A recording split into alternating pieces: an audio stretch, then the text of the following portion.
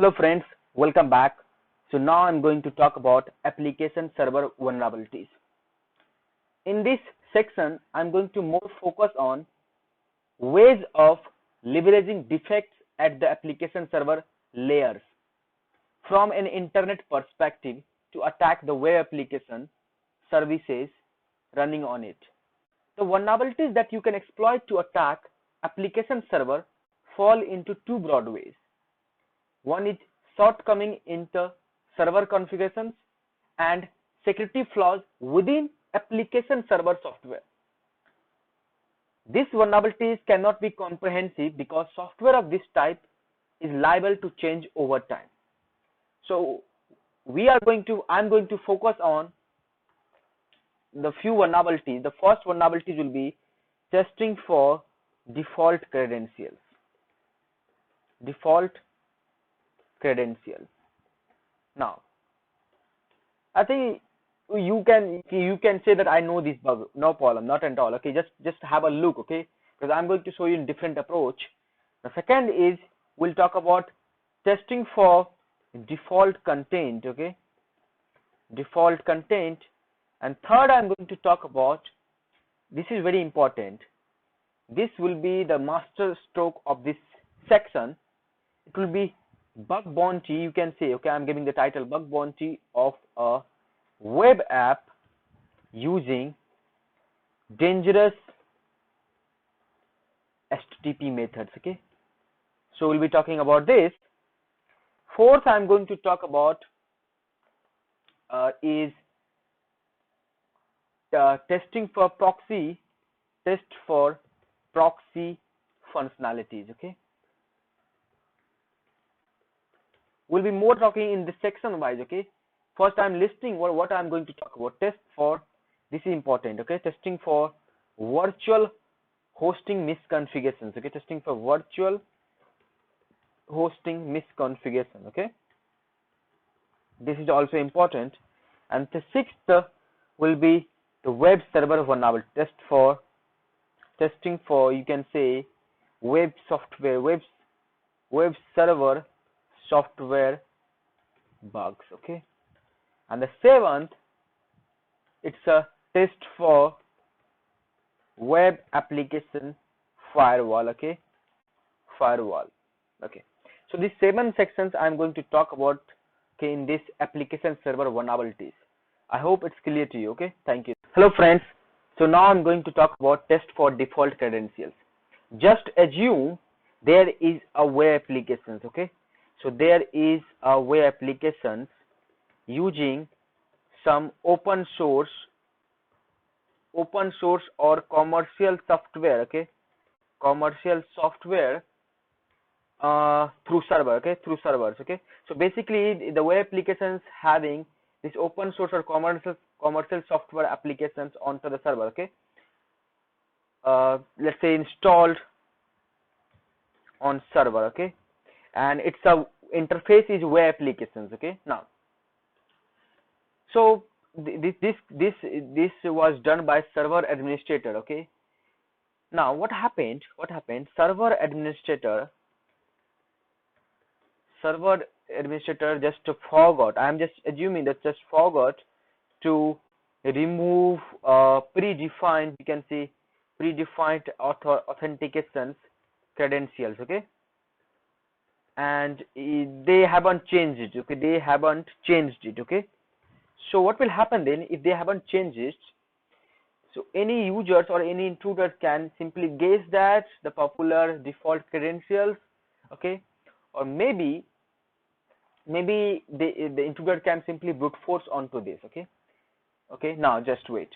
I'm just showing you the few live example onto this. Okay,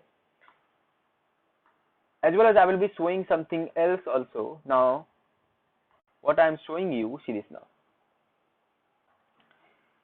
Let's assume I have a Cisco router. Okay, I have a Cisco router and I haven't changed, let's say, default credentials. Okay, default credentials of that router, and I I I just made that the login. Basically what happened, I connected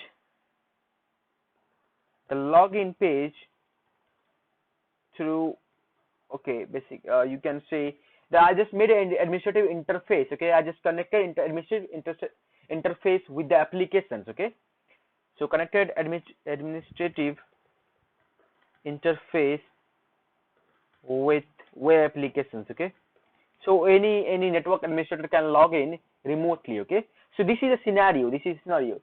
So basically I have to look for this now. Now I am assuming I am a hacker. And I don't have the password of this, but I got the applications. I got the applications, the Cisco applications for a, let's say, Cisco application. So I made one application. So I'm just showing you. Then I'll show you something. Okay. So I may just, let's say, just testing a default default dot hopto, let's say hopto.org. Okay, so this is the applications right now I made this. Okay, just open this now. So you can see this now. You are getting it's just loading. You can just wait for some time. I think just testing is a default.hopto.org. It's correct one, and I'm showing you something else also. Let's say 192.168.0.1, and you can see this now. Okay, it may take time, so just wait.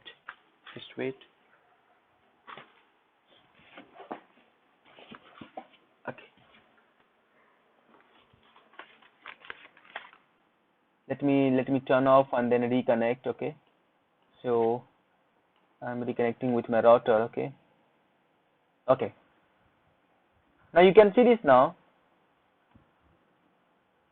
This is my TP-Link router access. Okay, the login page. Okay, now TP-Link. Now let me simply open this now.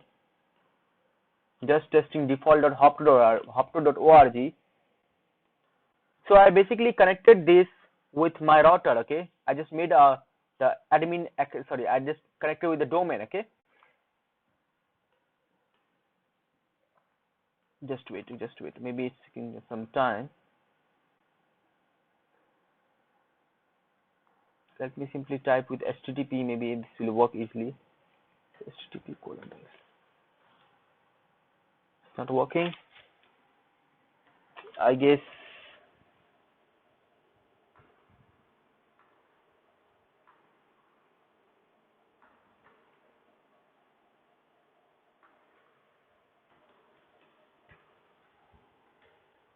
It's working. Just testing default default.hopto.org. Okay, so yeah, it's correct one. Then why it's not working? Let me try with the Firefox. Maybe it will work. There's this different browser. So I'm just trying.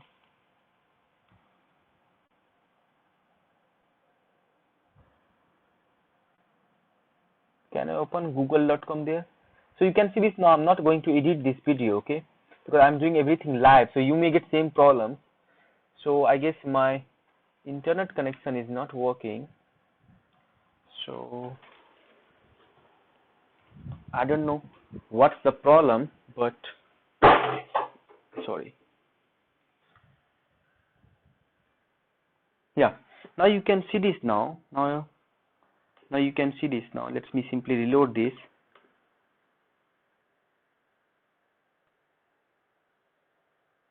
Okay, now you can see this now. It's the same thing. Yes, so I just connected this domain with my router. Okay, and just assume that you got this in any popular application, let's say Google, Facebook, Yahoo, or something. Then you just have to try some default password. So how you gonna try some default password? You simply go to either this one, let's say default password list, or maybe you can go to this one. Let's say I'm going to tell you where you have to go for default password. For default password, you can go to this one. It's a cirt.net.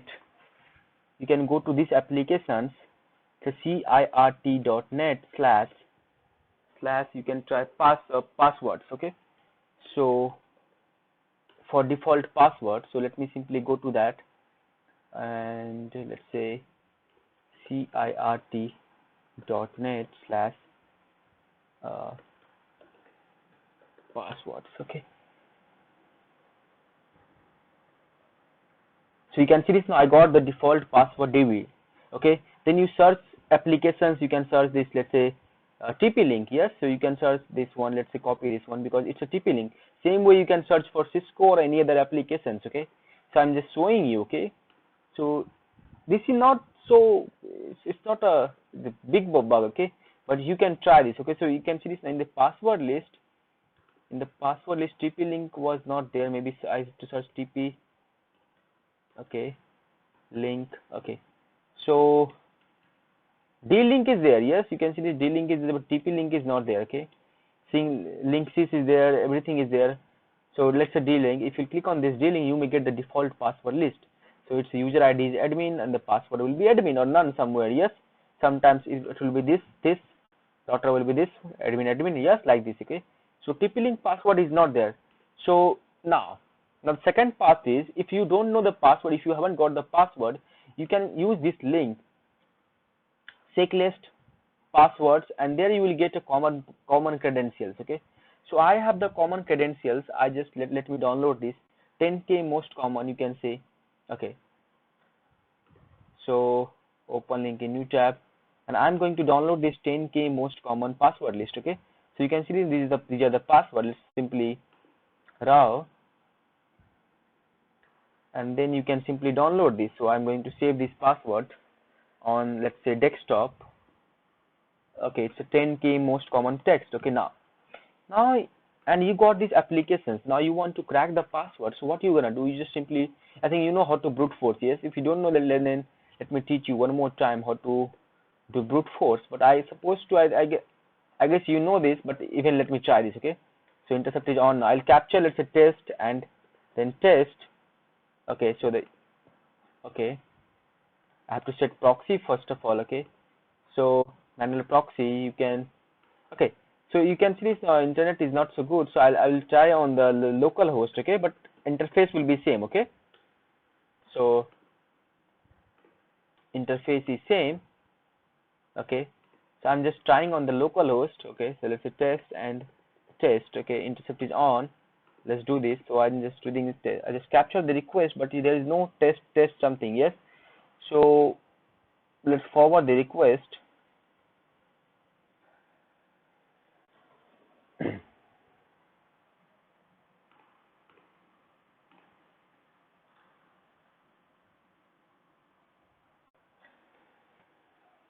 So I just forward the request now. Just wait.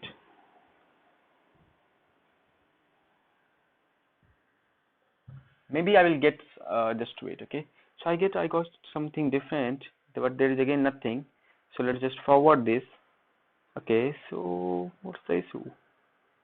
Okay, let me try one more time. I'm giving test and then test. Let's capture this request. So I just capture the request. In the request, I don't think so there is any, I can only get the basic authorizations and there is nothing. So let's forward this. Okay, now it's sending some more CGI 120. Okay, authorizations. And what about the test? Okay, there is no test. I gave the forward, but there's nothing. Let's forward. There's nothing. Let's forward. So okay, how they are traversing? Okay, okay. I have to try that one. Just testing default. Okay, maybe we'll get something over there. Intercept is on now. Now I'm giving, let's say, test and then test. Let's log in. So now, okay, the test is over there, but just sending basic. Okay, maybe this will be the something. This will be, let's say, can I decode this? Let's try to decode this. Right click translations URL. Okay, sorry, base64 decode maybe. No, nothing. So okay, maybe this is something. Okay, they are sending the key, but there's no test. Let's right click. So okay, I want to intercept this response. So do intercept response to this request. Let's forward. The response even I'm not getting anything test or something, yes. But just okay, let's forward. Okay, now I'm getting, but there is nothing test. Okay. Okay. I don't know how they are sending the request through PubSuite then. Okay, because we are not able to capture the request here. If I'll try something, let's say intercept is on. If I'll try admin and then password wrong, password 1234 to capture the request. Yeah, now I got something. Okay, that was the problem. Okay, so if you'll give any other username, it will not take. Okay, now you can see this now. They are sending the base64, so you can simply right click, send this to repeater. So in real world you may get something like this, repeater. This is a base64, so simply decode this.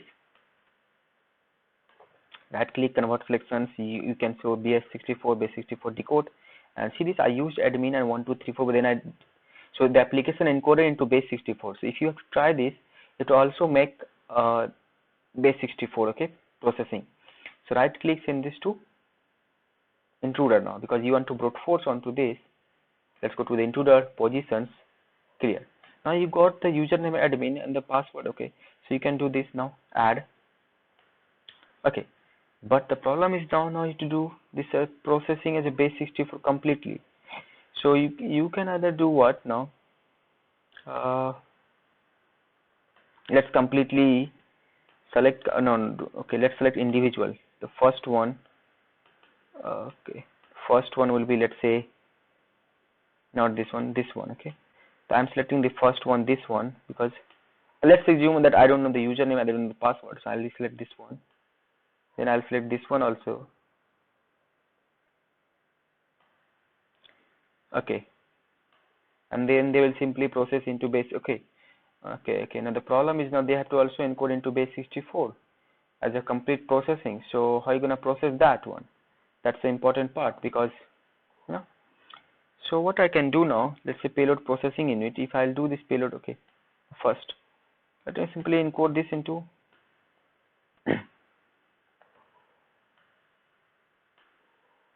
completely. Okay, so you have to process this as a, okay, this one. Okay, now in this one you can simply select this one. Okay, so 1 2 3 4. Okay, done. That's now payload processing. There is a payload. So first will be nothing. Okay, there is nothing. First will be payload processing. Each payload before it used. Okay, each payloads. The first will be what?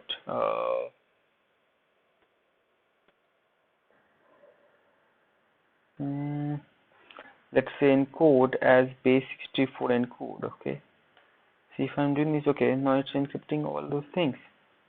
Okay. The first simple list is nothing, just encoding. Now second, if I'm trying, let's say, okay, there's nothing. Okay, no, sniper I have to select to, let's say, cluster bomb or something. We can select that. Okay, no, nothing. Yes, cluster bomb, maybe, let's say, payloads, simple list, seconds. The seconds you have to load that list, maybe, let's say, desktop. I just give 10 must common. Okay, let's start, because okay, payload set list is empty. So positions. Okay, then how to brute force this? It's very difficult, I guess. Yes. Now let me try. Okay, so the part one is this one. Yes, it was encrypted. Yes, so I guess the target, it was encrypted. Now why we have decoded? Okay, so we have decoded this.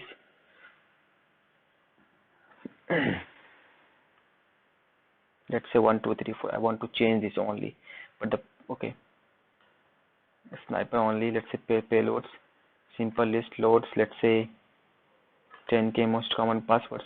Okay, let me try simply this, getting this and this to repeater.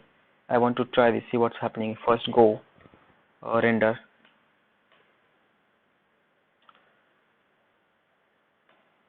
Nothing is happening. What if I'll do a try? Let's say admin. Will they process this? Let's say admin.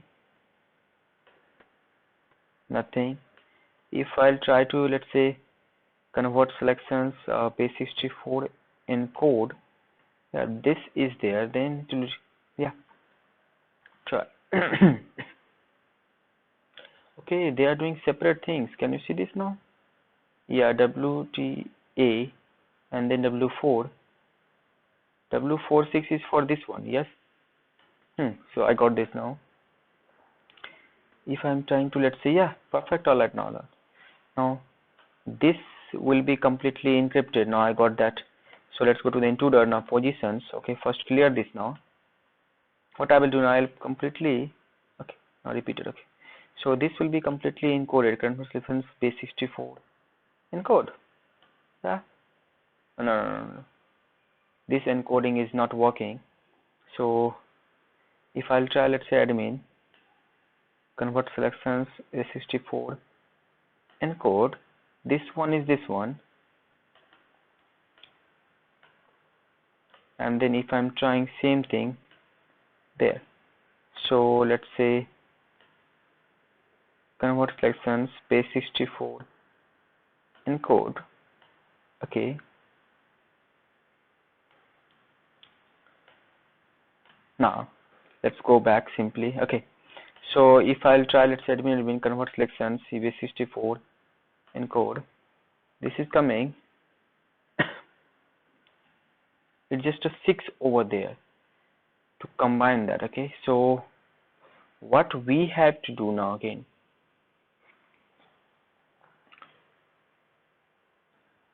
okay, so I have to just try, let's say password, because okay, so what I will do now, I'll simply, let's say other part will be same. Okay, so I go and understood this now, so this will be the same. Now let's try this now. Convert selection base64 encode. Okay, so if I'll try this now, let's say convert selections base64 decode. Okay, yeah, perfect. Now I'll select this now, send this to repeater, sorry, send this to intruder, go to intruder, positions. I'll first clear this now. I just want to select this 1 2 3 4. Let's add payloads, and then I load that file. Okay, now I have to process this, so add processing unit, so encode to base64 encode. Okay, then let's start tag. So you can try this. Okay, now the length is not changing, so you just have to wait for the length. Okay, the right length. Maybe you got some length. Nothing, just wait. Yeah, now you can see this now, 11640. So something is changed over there. Now response, you can see this now. Yes, something is changed. Yes, I guess you got the access or something. So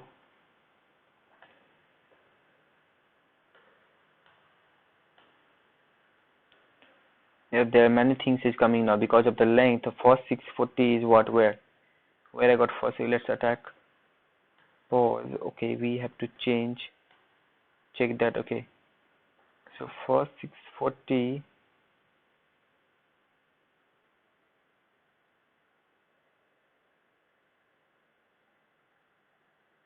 Okay, so I got there. Yes,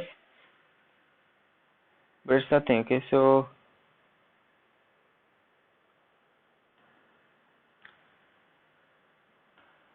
okay, so maybe let's try with, let's say, okay, so you got up to W4. Okay, what if I'll try this now? Let's say equal to search. Okay, have I got something? Because I know that password is, maybe you should try this now. Equal to, if I'll search this, okay, nothing matching, so maybe the attack is not completed yet. So you just have to attack around resume. Okay, so you may get somewhere you will get. Okay,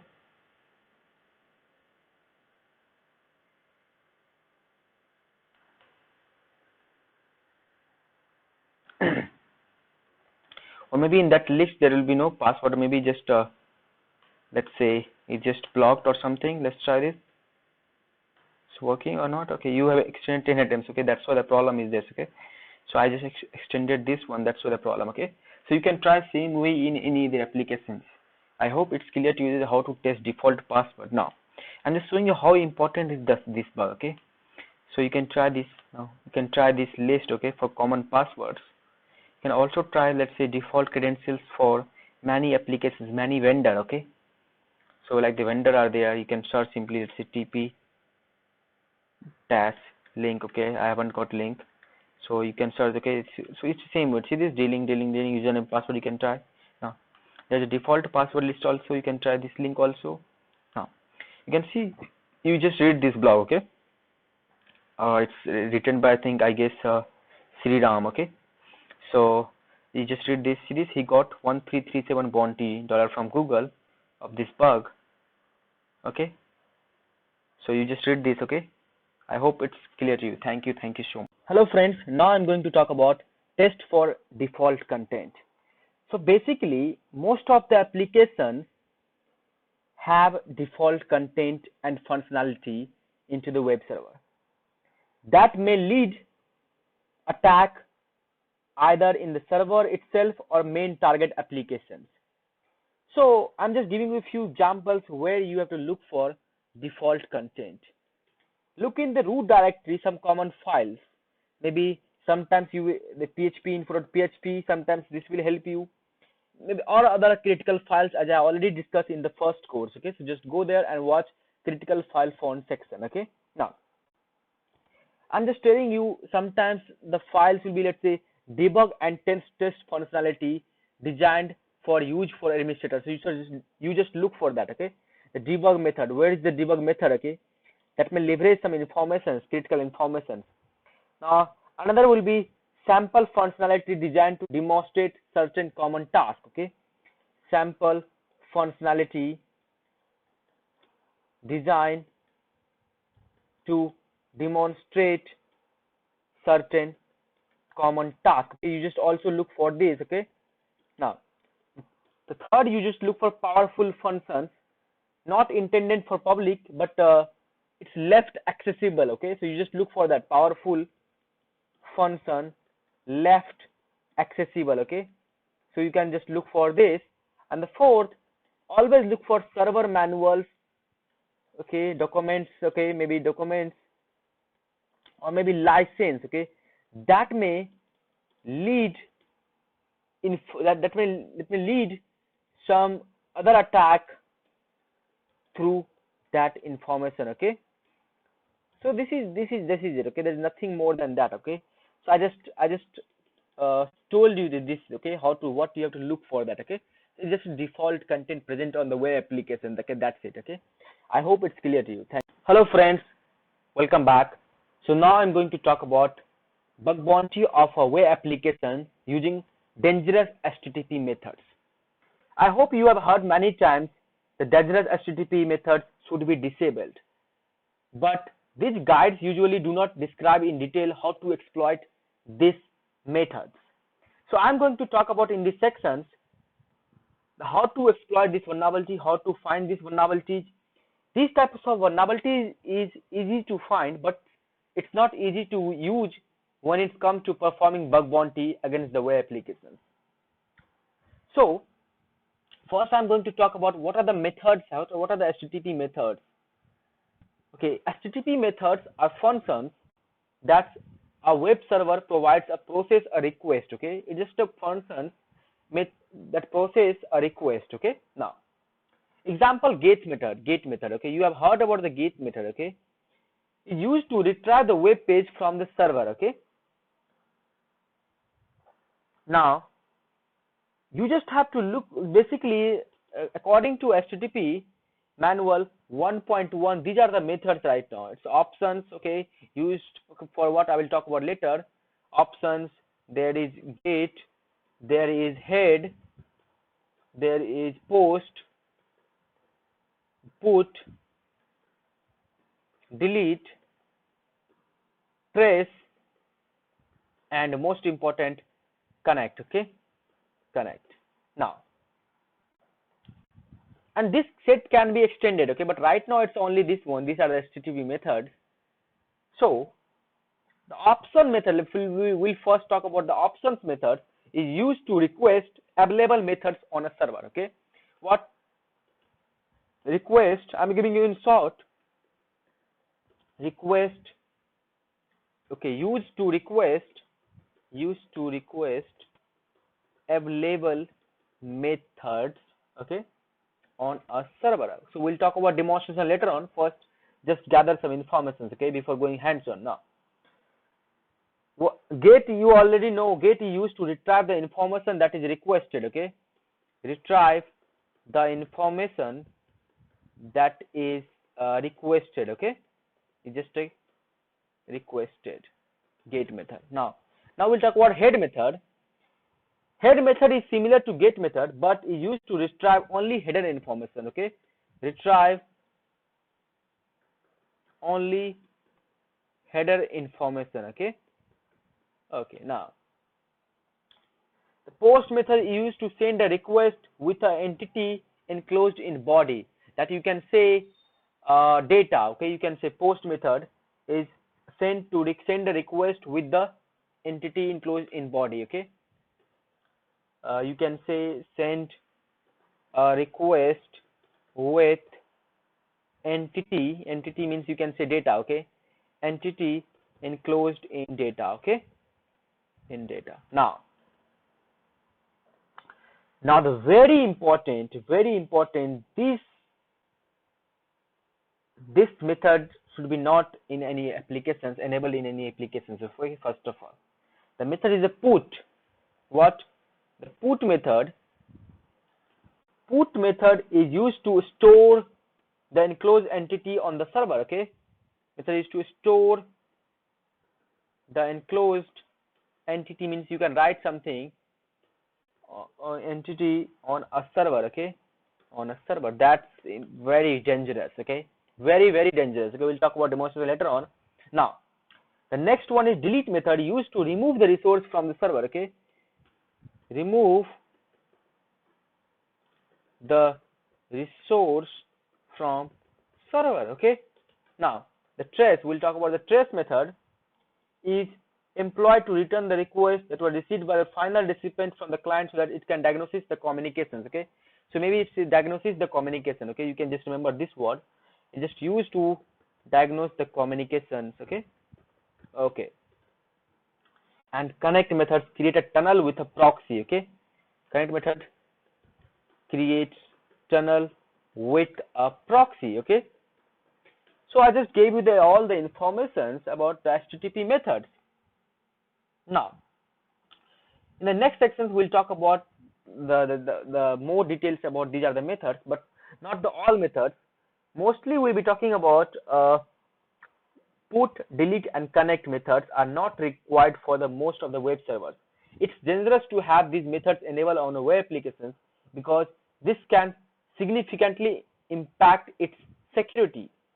So in this sections I'm going to explain why these methods are dangerous and provide an example of utilizing them to attack our web applications, okay. So we'll be talking about in demonstration, okay, in a real world, okay. So okay, thank you so much. Hello friends, now I'm going to talk about many ways to detect HTTP methods, okay. Now what are the HTTP methods enabled? That's important before doing hands-on, before going for bug bounty hunting, okay. Now, so how to detect what are the methods enabled? So I already discussed with you, yes. Have you remembered? No, you are not, you don't know, okay. So let me tell you one more time. Options methods used to request available methods on a server, okay. So how to use options method? Let me simply tell you. Let's example, this is applications, okay. I want to check what are the methods enabled onto this. So I'll capture this request into bubsuit. So I just capture this request into bubsuit. I'll right click, send this to repeater, okay, for a second. Now this is a get. So get is just used to why? Get used to retrieve the information that is requested. So I just requested the root page and the information is loaded there, okay, now. And the options, so I'll simply use this get to options, okay. Let's click on go now. So you can see this options method not allowed here, okay. So you cannot use options methods here. So let me simply try on any applications, let's say hackersera.com, okay. So I'm trying on this application, let's say hackersera.com, okay. So proxy intercept is on now. Let's say forward, okay. I'll simply right click, send this to repeater, okay. In the repeater, let's change this get to, let's say options, I want to check is this enabled or not. Okay, it's enabled, but I'm not getting any allowed method in the header. Okay, in the headers I'm not getting any allowed methods. So maybe let's try the ABC something. ABC you can give. Still I haven't got anything. Okay, so not an issue, not an issue. Okay, not an issue. So I'm not getting any informations right now here. Okay, let me simply try on some lab. Okay, first of all, so the lab is on 207. Okay, I just set up there. Okay, it's a Metasploitable 2.0 lab. So intercept is on now. You know the concept now. Let's capture this request. I'll right click, send this to repeater. In the repeater, let's change this get to options. Okay, if I'm doing these options, let's go. Nothing. I'm not getting any method informations over there. Let's try something. Let's type this one. Let's do this. Okay, now I got, see this, now I got the allowed method. These are the allowed method over there. Okay, so you can see this now. There's a get method enabled, head method enabled, post is enabled, options is enabled, and trace is available, but there is no put method enabled. There is no delete method enabled. There is no connect method enabled. So you just got, okay, this information. Now you can also try curl command to determine to detect HTTP methods. So you can see I just shown it through Bubsuit. Now you can also use the curl. The curl command will be this one, curl space, you can give -x, okay, -x, then you simply type options, okay, options in capital, okay, so options, then you just give -i, then you can give URL in single quote. So I'm giving, let's say, http://192.168.0.207/. Let's try this. So this is a simple curl command. Let's try this. Okay, I have to start terminal. So yeah, oh sorry. Okay, so the terminal is there. Let me simply increase the font for you. Okay, let's paste this. So you can see this now. What we got? We got nothing. There is nothing. So let's try to in the URI just we type something. Okay, now you can see this now. I got the method get enabled, to head method enabled, post enabled, options enabled, trace enabled. Now let's spider this, because I want to find a method, let's say what, the put or something. So in the applications, what you do sometimes, you just simply spider this. Okay, so if I spider this now, let's filter this. Okay, so you can try this in the applications, okay, because you want to find the put method enabled or not. So I just spider this. Now in the spider method, what I'll do now, let's say I'll filter this. Okay, in the filter options, I want to only search in header. Okay, so header. Let me simply type over there, let's say put. Okay, yeah, put is there. Yes, you can see this now. It's coming. Let's say put is enabled. Let's try this now. Put, where is put? Put, nothing. So how they filter this? You can see this. Simply search on this search. I'm just trying. Okay, I don't know how to do this. Okay, first time I'm doing this. Okay, so let's say put. Okay, case sensitive. You can say in scope only. Target proxy repeater. This okay. Not request body, not request. I just want to search a response header. Okay, so put is there or not? Not just forward this case. Put method. No, there is no put method enabled. Okay. Okay. So there's no, because we haven't done anything. Okay. So as you can see this now, we do nothing. Let's try this now. Okay.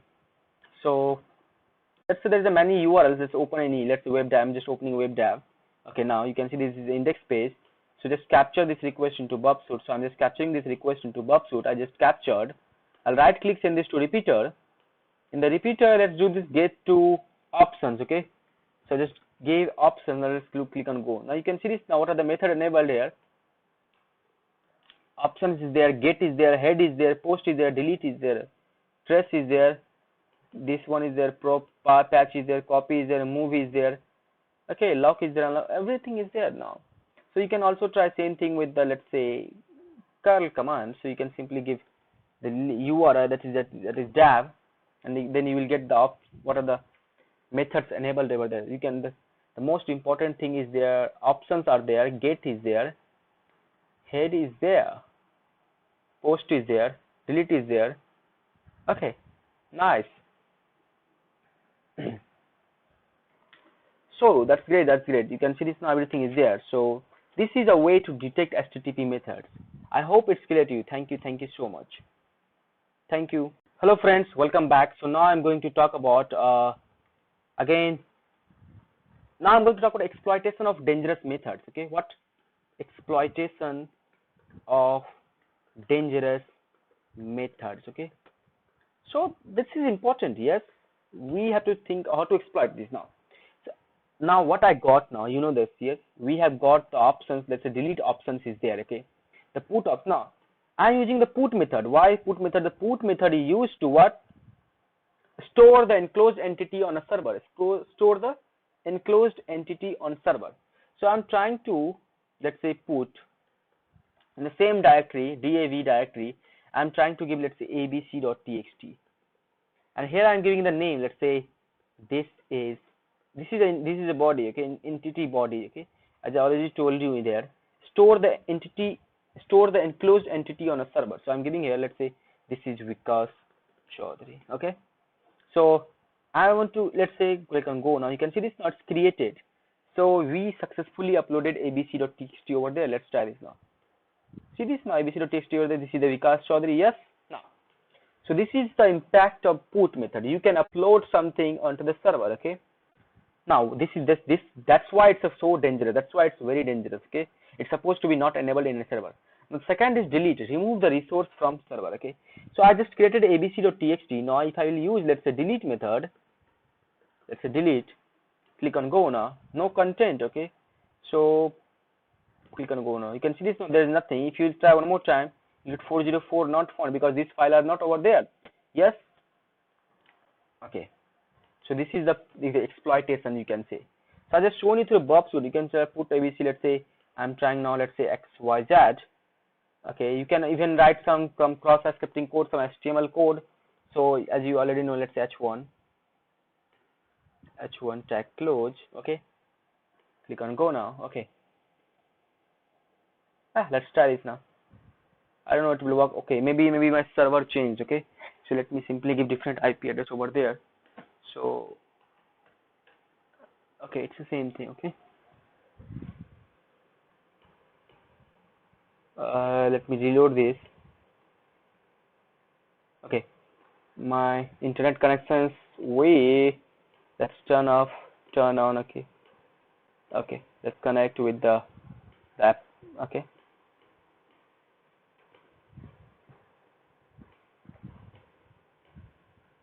okay, just wait. So okay, now I got, let's click on go now. You can see this now it's created. xyz.txt is there. Now let's reload this. You see this now, xyz.txt? Yes. Okay, it's just a plain text is coming over there. Okay, so you can write all different something. Okay, not an issue. Okay, we'll talk about later. So this is a way. Okay, this, I think you understood this, why it's dangerous. Yes. Okay, we'll connect, we'll see in next video. Thank you. Or you can also use, it's not only really, let's do not stop this. Okay, I guess I stopped this. Let me simply check. No, the recording is not stopped. So I'll you can also use some add-on. Okay, so add-on will be REST. They install this add-on for exploitations. Okay, it's a REST client. Okay, REST client. Okay, you can also use this to exploit these dangerous methods. So let me simply go to REST client add-on. Okay, search on Google. Okay, just first link. Okay, REST client, a debugger for RESTful web services. Okay, you can simply install into the Firefox. Okay, add to Firefox.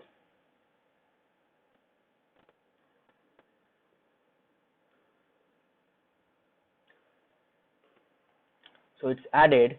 Now let me simply open this now. Okay, so okay, don't bother me. Okay, now okay, so you can see this now. I have this interface. Now if I'm giving there, let's say http://hackersera.com/, so I'm requesting the get method. Okay, so let's send now. So you see this now, you got the response, okay, the header's response, there is accepted nothing, okay, server is light speed, okay, there is no allow method, okay. What if I'll, let's say, some directory, if I'm trying some directory, let's say p slash send. So get method doesn't tell me anything, okay, just saying information, okay. Now what if I'll give options over there? So options, okay, so options will tell you what are the methods allowed there, so, but I'm not getting any information that what are the methods allowed there. So I'll try, let's say ABC or something. Okay, it's taking time, just wait. Maybe due to internet connections or something, just wait. You have to wait now, okay? So I don't know, my internet is working now. So give some time, okay? It will definitely work. Okay, 13 seconds happened.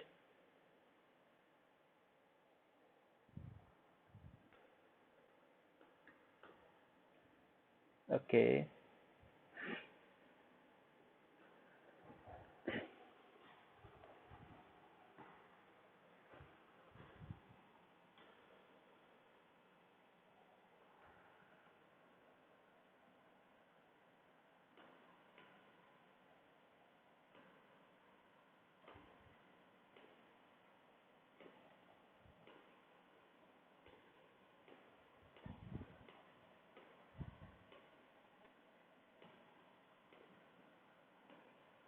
Okay, so I got the response, but there is nothing. Yes. So what if you will try over there, let's say the lab, okay? It's the one level lab. So if I'm trying, let's say 192.168.0.207, let's try this now. If I'm trying this now, so okay, I got this, okay, X options, and you can see this allowed method. There is no allowed method. Yes, there's no allowed method. What if I'll type something, let's say something, and then slash. Yeah, now I got the allowed method. Yes, get head post options trace are enabled. Now if you type over, let's say some directory, you know the directory, you just have to give directory over there. Let's click on the send. So yeah, you can see this now, you got all the methods over there. Now you can also exploit through there. You simply give the get post and let's say put method, okay. So if I'm trying simply post, let's say dav, nothing, okay, it's just conflict, okay. Now so let's try there something, let's say some name, okay, some dav slash, let's say blah blah dot txt, and then you can give this one, let's say send one. So you can see this now, file is created. Yeah, see this, okay. I hope it's clear to you. Thank you so much, okay, thank you. And as you can see this now, you can also use the curl command to put something file here. See this now, with the data is the entity body, you can use the entity body, okay, there, okay. So I hope it's clear to you. Thank you so much. Hello friends, welcome back. So now I'm going to talk about application server as proxy. This is very important to test, okay. If application server will behave as a proxy, then there could be a various, you can perform various attacks.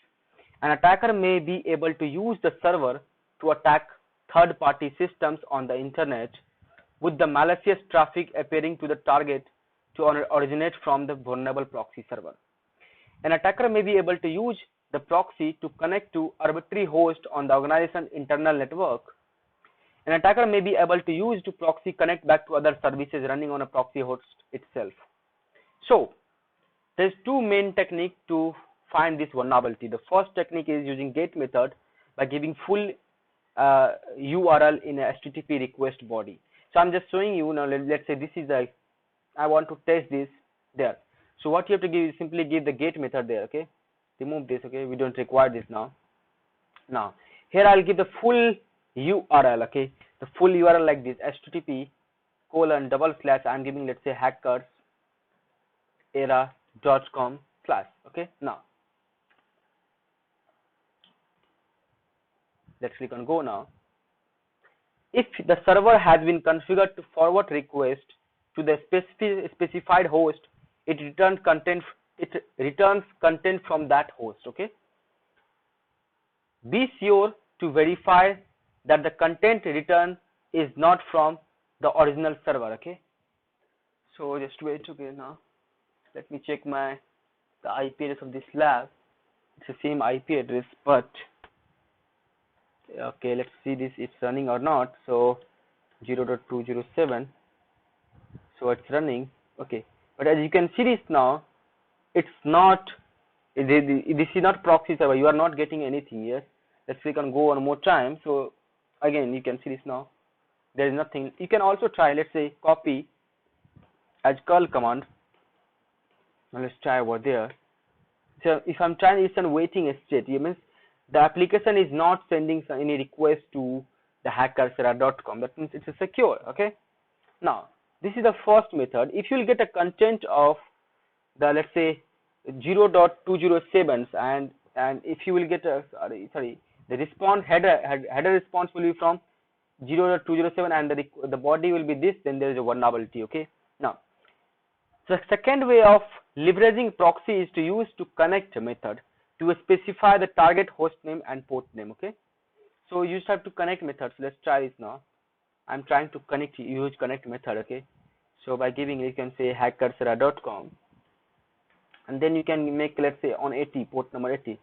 Let's click on go, and if you will get a response something like this, connection established or something, then there is a vulnerability. Okay. So as you can see this now, there is nothing. If you will get a response something like this, if you use something, let's say connect, if you are using connect and then you are giving, let's say, hackerserver.com port 80. Now port 80. Now if you get a response something like this, http/1. I'm just assuming this. Okay. And if you get 200 status code 200, and then you will get error connection established, then there is a vulnerability. Okay. So but there's nothing. Okay. So if the server responds in this way, it is a proxying your connections, but there's nothing. Second technique is often more powerful because the proxy server now simply forwards all traffic sent to and from the specified host. Okay. That's why this enables you to tunnel other protocols over the connection and attack non-HTTP based service. So that's the issue. Now let me try something else. Okay. So I guess I have this was just testing default hopper.org. Let me simply copy this into the Firefox. Maybe somewhere I have this. Yes. So what if I'll try over there, let's say http:// I don't know the router is vulnerable or not. Let's try this now. Okay. So if I'm clicking on the go now, so what's happening? Am I getting something? Let's click on go now. Okay. So yes, just wait. Okay. I don't know it's vulnerable or not, but we have to try. Okay. So if you'll, okay, so just wait.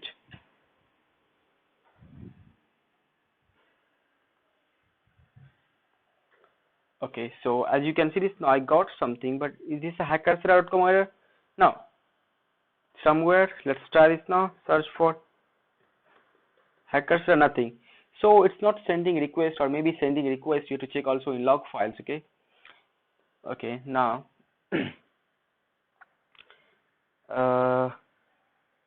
Okay. I have to try that. Okay. Now, what if I'll try to use, let's say, connect. Let's click on go. Now, so method not allowed here. Connect method is not allowed here. That's why. Okay. So you can simply say that there is no application is not vulnerable as a proxy server. Okay. So I hope. Okay. No. It's vulnerable. Okay. So because let's try something else to find this. Okay. So I'll try, let's say, capture request of hackerserver.com. So intercept is on now. Let's capture. So I just capture this request, send this to repeater. In the repeater, if I'll try over, let's say, instead of this get, I'll try, let's say, http:// bing.com. If I'm trying this now, bing.com, let's click on go now. So you can say it's a bad request. Okay. It's okay. So there is again, no, it's not vulnerable. Okay. Yeah. Now, if the request will be originating from this hackerserver.com, then there is a vulnerability. Okay. So you can also check that using Burp Collaborator. Okay. But this is not a SSRF request. It's a which request? The application is you can say application server vulnerability. You can say, let's try this http:// am I getting something? So if you will get something in the collaborator, then that's making request, and the request supposed to be from hackerserver.com. Okay. Then there will be vulnerabilities. Okay. So I hope it's clear to you. Thank you so much. Thank you so much. Hello friends, welcome back. So now I am going to talk about web server software bugs. So before going hands on, what you have to do now, so you have to identify what are the services running on a server. Okay, what are the services running on a server? So for this I have a target IP address right now. So the target IP address is let me check what's my target IP address.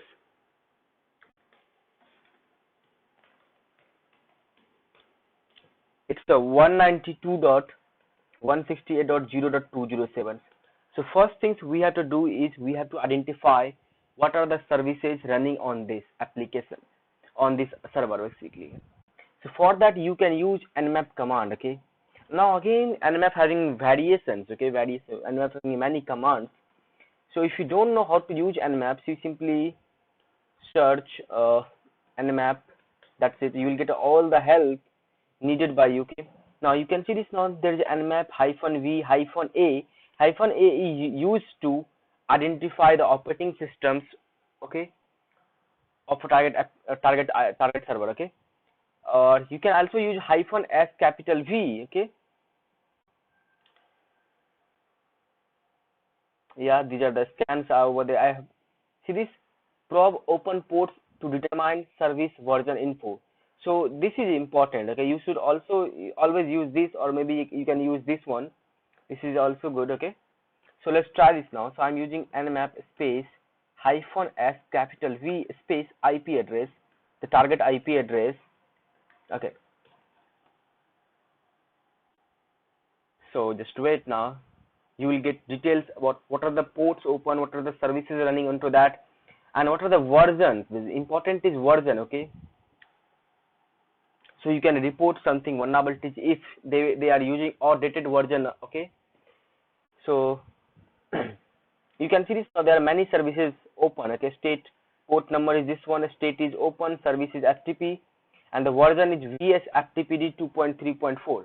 on this version there may be some exploit. Yes, the first things you do is nmap space -s capital V space IP address, you can give that. Okay, now after getting all the details about the target, let's say open port, state, service, version, on this version there may be some exploit, there may be some known vulnerabilities. Yes, so you have to identify any known vulnerabilities in the web server software you are attacking. So I want to find any known vulnerabilities exist for this version.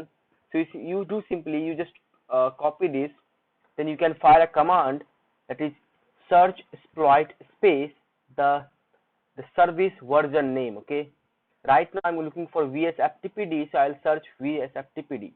So search exploit space vsftpd. Now you can see this. Now I got all the possible exploits, all the known vulnerabilities. So the version is right now 2.3.4, and 2.3.4, yes, there is some exploit possible. There is a known vulnerability, that is backdoor command executions. Now this is a Ruby program, so you can also use this Ruby program directly. User share exploit. Okay, so you can use, let's say, Ruby space /usr share and then exploit db, and there is exploits, and then let's say, yeah, Unix remote and 17, okay, 491 RB. Okay, if I'm running this, see what's happening over there. Maybe they, okay, so okay, this is on Metasploit right now. It's MSF code. This requires Metasploit. So what I will do now, I will launch Metasploit. How to launch Metasploit? The first command will be service space PostgreSQL space start. You have to start the server, the PostgreSQL server. Now I'll use MSF console to start Metasploit console. Okay, right now I'm going to exploit this vsftpd, so I have to start Metasploit. So you can simply search how to start MSF console. Okay, the first command I gave, service space PostgreSQL space start. Second, MSF console. Now you want to attack on this FTP server. Yes, the which port FTP, and the version name is VSFTPD. Okay, so for that you have to look for possible exploits, because Metasploit will have almost 1500 exploits. So you have to search for your specific exploit for that version. So you can search space type colon exploit space the version, let's say VSFTPD. If you're looking for VSFTPD exploit, you just search something like this. So search space type colon exploit, okay, and then VSFTPD. If you want to only look for exploit modules, okay, there are few modules also: exploits, auxiliary, post, payloads, encoders. So you can also directly search space VSFTPD. Now see this, now you got one possible known vulnerability there under 2.3.4. let's copy this, and you have to use this exploit. So you can use space exploit. Yeah, now after that you have to give you want to check information about this, so you just fire info command. See this, now this module exploits a malicious backdoor that was added to the VSFTPD download archive. Okay, so now you have to check show space options. Show space options command will tell you what you have to feed over there. So our host is empty, it's required and it's empty right now.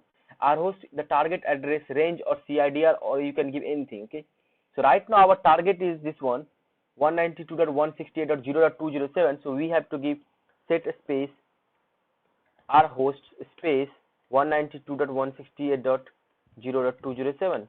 okay, now you can finally exploit. So wait now.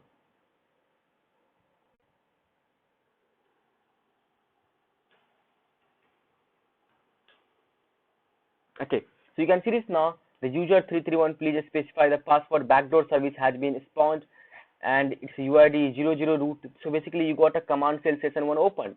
Now if you'll do ID there, see this, now you are a root user over there.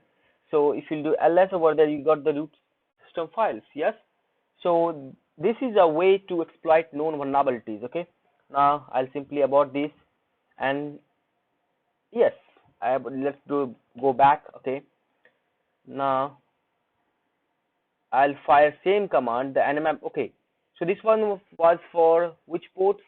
This port, VSFTPD port. Now if you are looking for the SSH, they are using OpenSSH 4.7. so I don't know it's vulnerable or not, so you can simply search there. So right now I'm just using search exploit. I will tell you many things what you have to look for.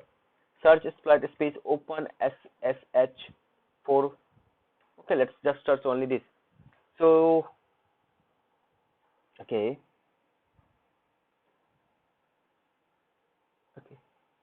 so maybe just stuck, so just wait for a few seconds. Okay, it will come and then we'll. Okay,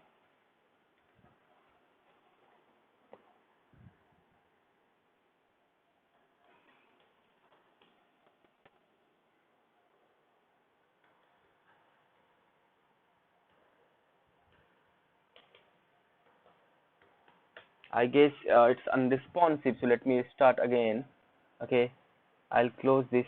Okay, sessions. Okay, let's go to there, SSH space root @ I'm connecting my Kali Linux. Okay, the Kali Linux is unresponsive. Okay, so let me do ifconfig there. Then my IP address is 0.201. okay,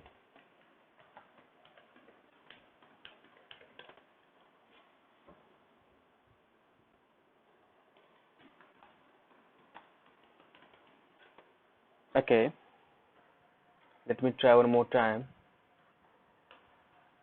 Okay, so okay, now I got the access. Now what I will do, I'll simply, let's say first I'll do nmap command, because nmap space -s capital V space IP address to find the open ports and services. Yes, I think we already had, but let's try one more time. Okay, in the meantime I'll open the new terminal for Metasploit. Okay, so I'll launch simply there MSF console because the PostgreSQL is already started. Okay, now you can see this now there are, it's a open SSH 4.7, so I have to look for the search exploit. What are the possible open SSH? Okay, is there any exploit possible onto this version 4 point what 1.2 having possible, 2.3, 2.3, okay, 4.3 is possible, but it's a DOS attack. Okay, it's a DOS attack. Okay, remember it's a DOS attack. Okay. Now 4.7 though they don't have any possible. Okay, it's less than, yes, there may be something possible, yes, so I'm not getting any information right now. Okay, so let's go to the Metasploit. I'll search, simply search space open SSH. So I'm looking for some okay, so the first is SSH username enumerations. Okay, so you can also use this. Okay, if you will get SSH username, then it's a vulnerability. Okay, you can report that and you will get a big. Okay, so sorry, so there are only these modules are present for open SSH. So I'll first use this one, num users. Let's copy this. I'll use, let's say, use space this one. Okay, in the Metasploit it's only this much. Okay, I'll show you another way to do this. Okay, so let's go to show space options. Okay, in show space options you can give, see this now. You can give set r host. So set r host will be 192.168.0.207, and then you can simply exploit it. So okay, we have to give the possible username file. So possible username file, let's say set user underscore file. Maybe the user file will be in this user share word list. Okay, in the word list I can use, let's say, what, drb, let's say. Okay, so this is possibly unresponsive. Okay, so maybe it will take time. Okay, the meantime, so but there are possibles. Okay, but in the Metasploit module it's not over there, so we'll not an issue. Okay, we'll see in next videos. Okay, but let's try on some different application. Okay, so you can see this now, there is let's say what, you can see this now, one more service is running, ProActivity is also running over there. So if you search for, let's say, search, okay, it's unresponsive. So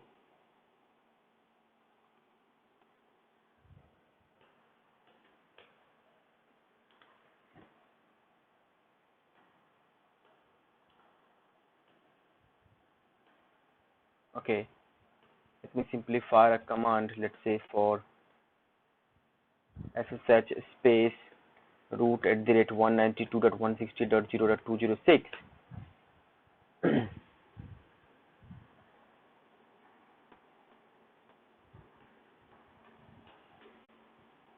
Okay, the IP address is changed, that's why it's not okay. So it's a 205 now.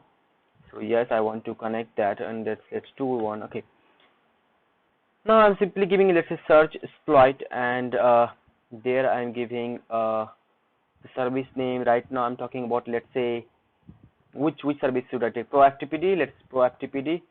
So ProActivity, is there any, yes, ProActivity possibles now.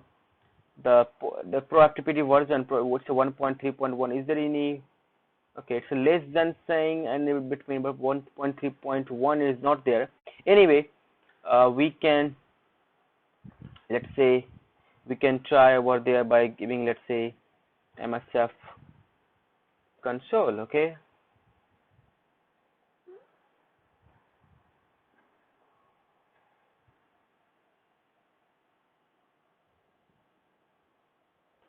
okay, now you can also, at the meantime, you can also look for, let's say, MSF console is running. Okay. just wait.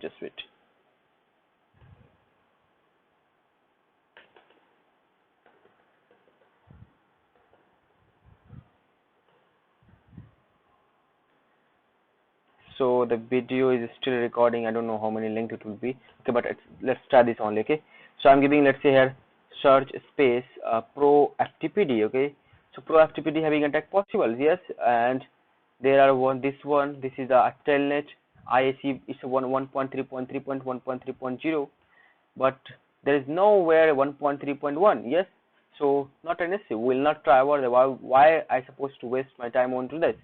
Now let's try on, I'm just showing through Metasploit. Okay, I'll tell you another way. Okay, let's say PostgreSQL. Okay, DB 8.3.0. okay, so we'll search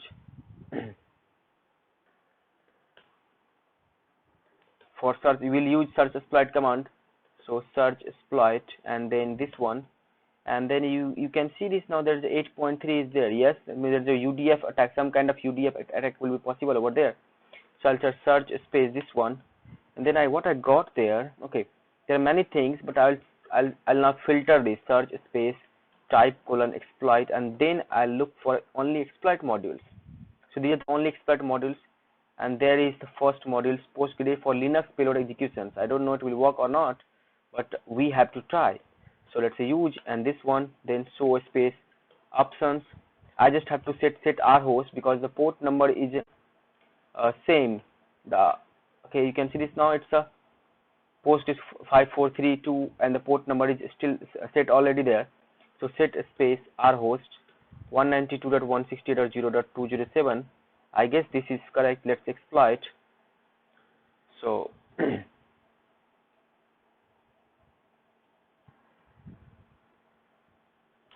if I'm exploiting this, you just wait, because maybe the IP address will be changed. I don't know it's changed or not, but okay, IP address is changed. It's not 205, so it's not 207. So set space rhost will be right now 192.160.204. okay, so now exploit. So I'm just exploiting this. Okay, so you can see this now. It's uploaded successfully. You got the meter. Then you can give sysinfo, and then you are in the system metasploitable. Then you can get to shell, and then you will get ID. You are not root user, but yes, you are in the server. Okay, so this is a way to do this. Okay, thank you so much. Hello friends, welcome back. So again I'm going to talk about web server software bugs. So you can also use Nessus, run Nessus and any other similar scanners you have available to identify any known vulnerabilities in the web server software you are attacking. Okay, so let's try using Nessus. Okay, so I already downloaded Nessus. I just configured that this is the first scan. This will be my first scan. So I'll simply go into the create new scan. Okay, and then you can select advanced, either you select dynamic scan or maybe you can select advanced scan. Okay, let's do this. Advanced, just name, let's say a lab, and then I'm giving the IP address. You can also assign the range of IP address. So I'm giving the IP address 192.168.0.204. okay, and then yeah, save this. Okay, after save you can simply launch this by clicking on this launch. Let's launch this. Okay, so the scanning is going on. You can review this. Host nothing, vulnerabilities nothing, history is running. Okay, so just wait for a few seconds. You may get more details about the target. Okay, just wait.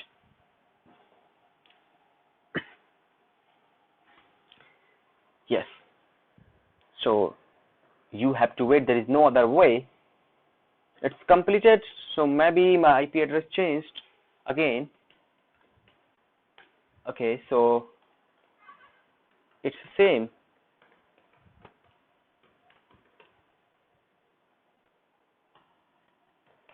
It's a 0.204, and what I gave, okay, it's a 0. I don't know. Let's again try one more time. Okay, so okay, sorry, I'll scan. Maybe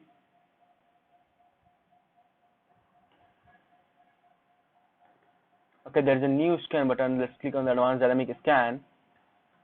Then I'll give the IP name anything. Okay, just IP address. I'll give 192.168.0.204. Yes, 204. Okay. Now let's click on save. So I was just checking this recording or not. Okay, now let's try this. Okay, simply launch this. So okay, it's running. Yeah, one novelty, nothing, history is running. Okay, I don't know. Maybe if there will be some problems through Mac, then I just have to move to Linux. Okay, but I just install into Mac. Let me check with my system preferences if any services had some problem. So okay, so I just have to go to my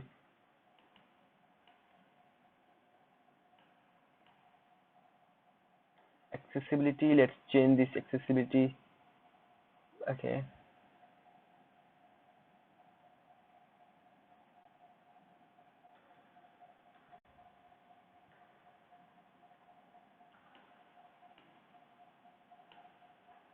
it's just completed. Okay, so there is some problem. Okay, so uh, in my Mac it's not working. Let me figure out if I can do something or not. Okay, so just give me a second. Okay,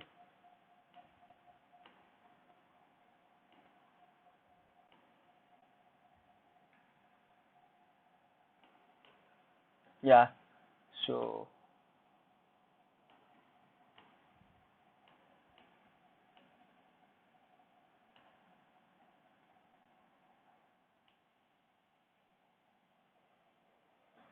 there is some problem.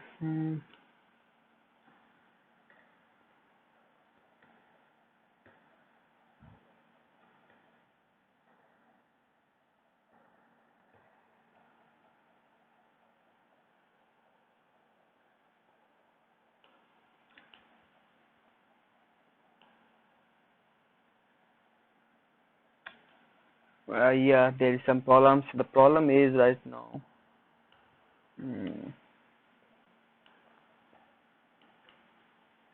I just have to use the force quit options right now. Let's say force quit, and then I'll use system preferences to force quit. Yes. Okay. Now I'll start the system preferences one more time. I should have done this before, but so okay.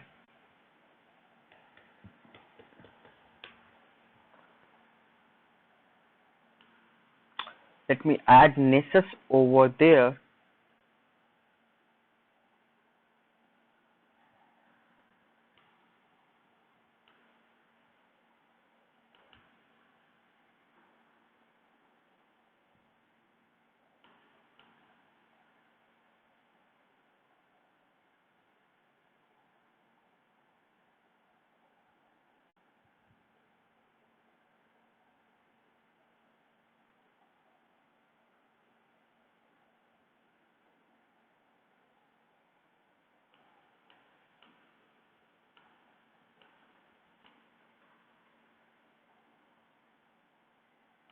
Okay.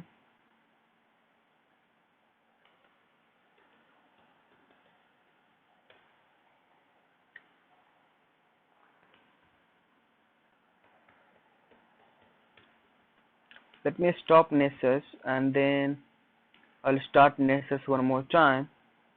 Let's establish connections. Okay.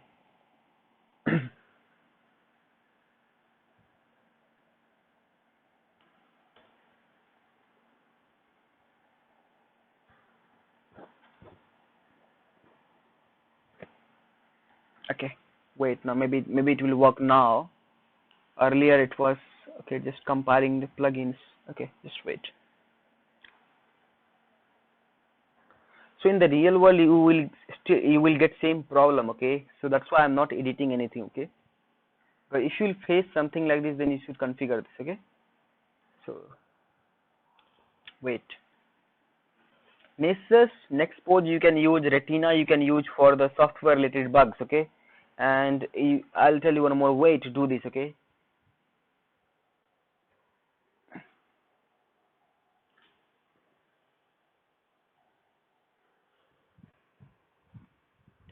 okay.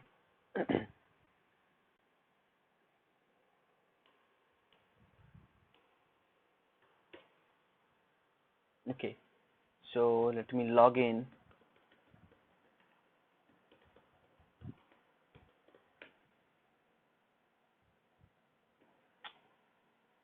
Okay,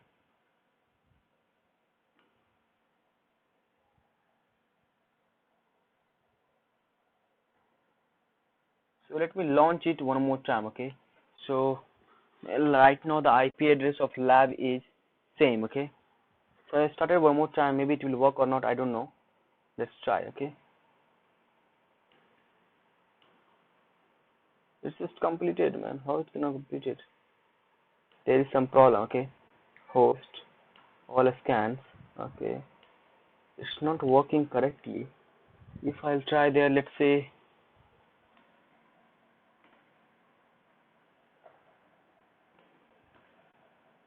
let's give the range 192.168.0.1/24. Okay, now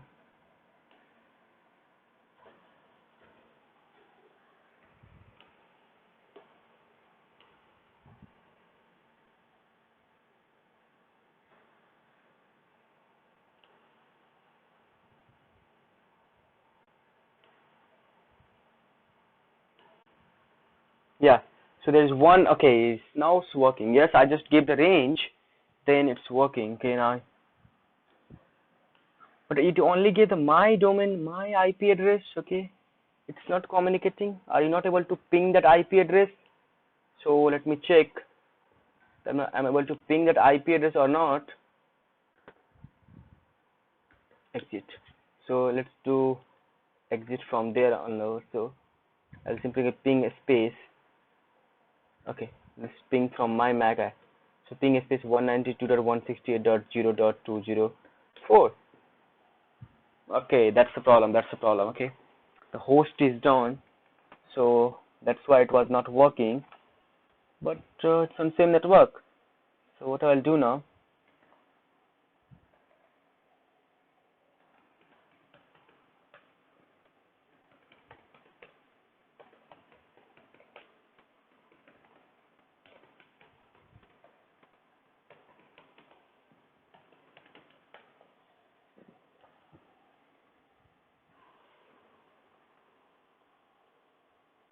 Okay.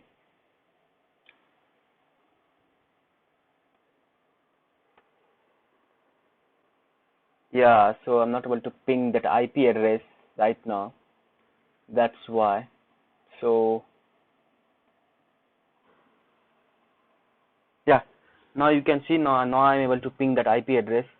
So now if I launch the same scan one more time, let's launch this. Okay, so I just launch that. Now you will get this. Okay.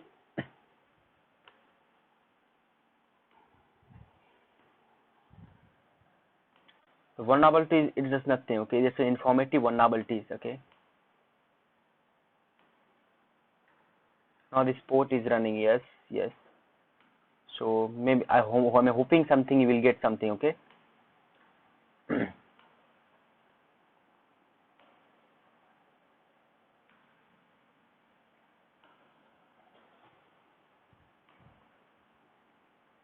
Okay, 0.20. Okay, yes, yes. Okay, nothing. Okay, what about this one? Yeah, now we got the series. Now vulnerabilities. There are one critical vulnerability, that is NFS exported share information disclosure. Yes, at least one of the NFS share exports by the remote server could be mounted by a scanning host. Yes, so you can see this now. You can simply see it's a port number RPC NFS. Okay, yeah, and it's not only that one. Okay, you can see this now. There are many Samba Badlock vulnerabilities. Yes, so you can read more about this vulnerability. So these are the web server software bugs. Okay, so this measures may help you in real time. Okay, now in real world, what you do basically in real world,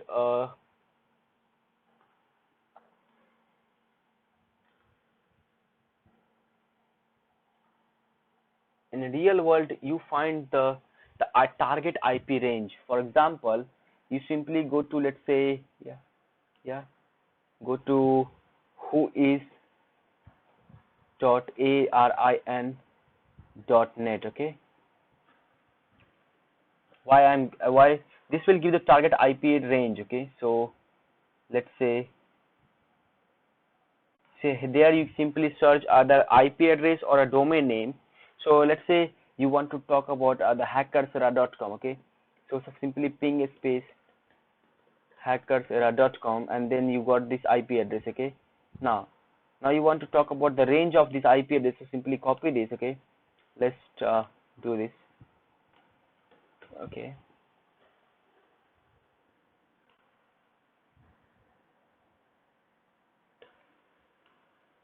let's then enter. Okay, so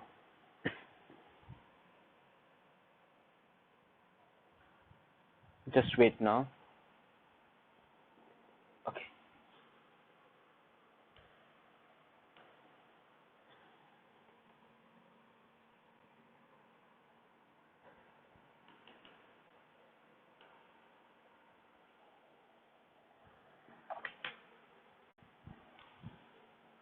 so it may take time. In the meantime, you can go this and you can see this now. There's a REXECD service detections. It is running on the remote. So this service is designed to allow users of a network to execute command remotely. Okay, so you can use this to exploit. Okay, then it's a big vulnerabilities. Okay, so how to do this? It's same. Okay, you just simply use the launch Metasploit, then go to search space type :exploit and then this one. Okay, now I guess we are getting something. Let's say nothing.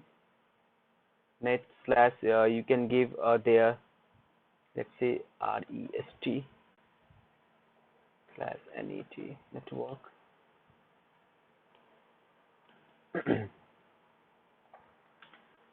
So okay, internet is not working correctly, that's what the problem is. Okay, so let me simply start. What you have to do,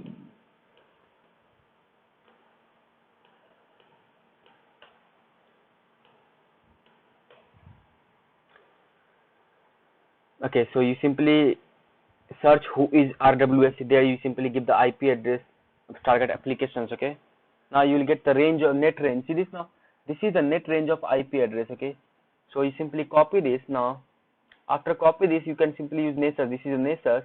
In the Nessus you can give my scans, then the new scan, advanced scans, and then you can simply, let's say, Hackersera IPs, and then you can give the targets. Okay, now let's save. So if there will be some important information, if there will be some vulnerabilities into web server, then it will list out you. Okay, for you. Okay, so you just have to wait for that. Okay, it's not a sorted. Okay, you can simply filter by, let's say, yeah, so you just wait there. Okay,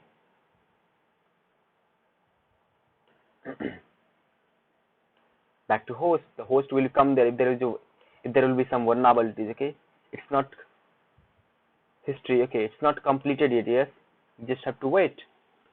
So this we are doing the real world. Okay, for a web application, so you have to find web server, and then the web server software bugs will be listed over there through Nessus. Okay, now I hope it's clear to you. Okay, how you can take advantage of this REX. Let's examples. You got the vulnerability. There is a Unix operating system unsupported. There's nothing. Okay, you got, let's say, REXECD. Yes, let's examples. You got REXECD.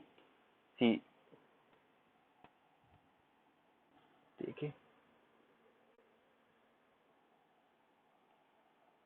and you want to exploit that. Okay, so just a REXECD. Okay, so in the Metasploit, search something like this. Okay, search REXECD. Okay, that's it. You may get some exploit over there. REXECD. Yes, so let me launch my Metasploit.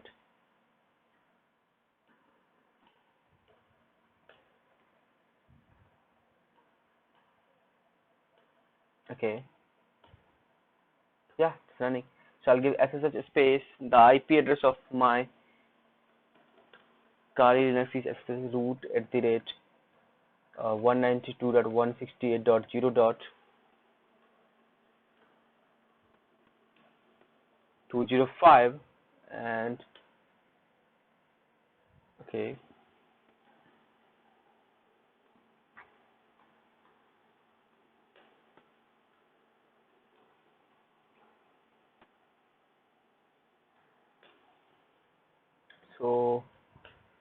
Let me try one more time. 205 is not working.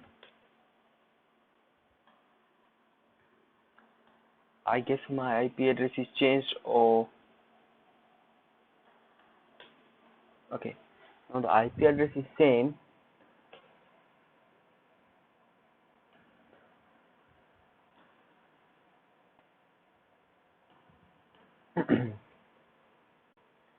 Okay, you can also search. No, nothing. Okay, search exploit is possible over there. Yeah, let me try. Okay, it says Kali Linux. If I'm giving ls, yes, then I can easily launch MSF console over there. Let's launch the MSF console. Okay, MSF console. Okay, so I'm launching the MSF console, because then I'll fire this search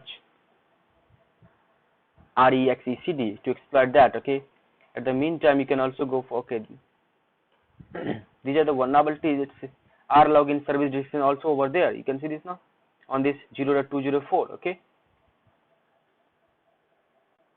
R login service is running on the remote host. This service is vulnerable since data is passed between the R login client and server is clear text, so anyone can sniff this, okay, because of this vulnerability.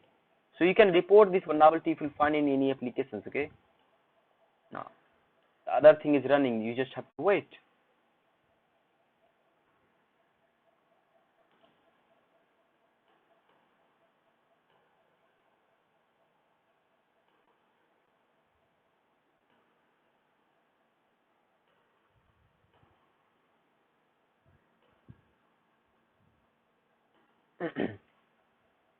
So just, okay, the Metasploit framework is launching. Okay, it's not launched yet, it's just launching.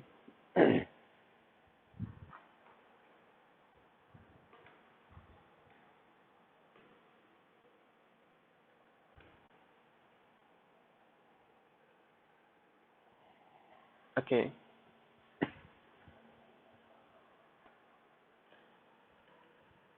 and after that, if you got any exploit module, you simply use and then module name as I have already shown you. Okay, and then you can simply show space options and then fill the information. Okay, so that's it.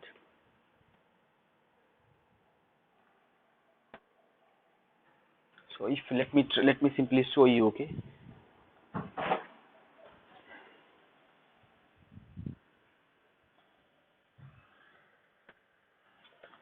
so okay, it's running. Okay, just wait. Okay, if Metasploit is not okay, it's possible. So I'll search, let's say search space, I'll give rexecd. So rexecd to, is there any exploit module? No, there is no exploit module. Yes, so now what you have to do now, if there is no exploit module but you got over something, so okay, vulnerabilities, all scan. The vulnerabilities there. Okay, it's only 4 to 5 now. Okay, okay,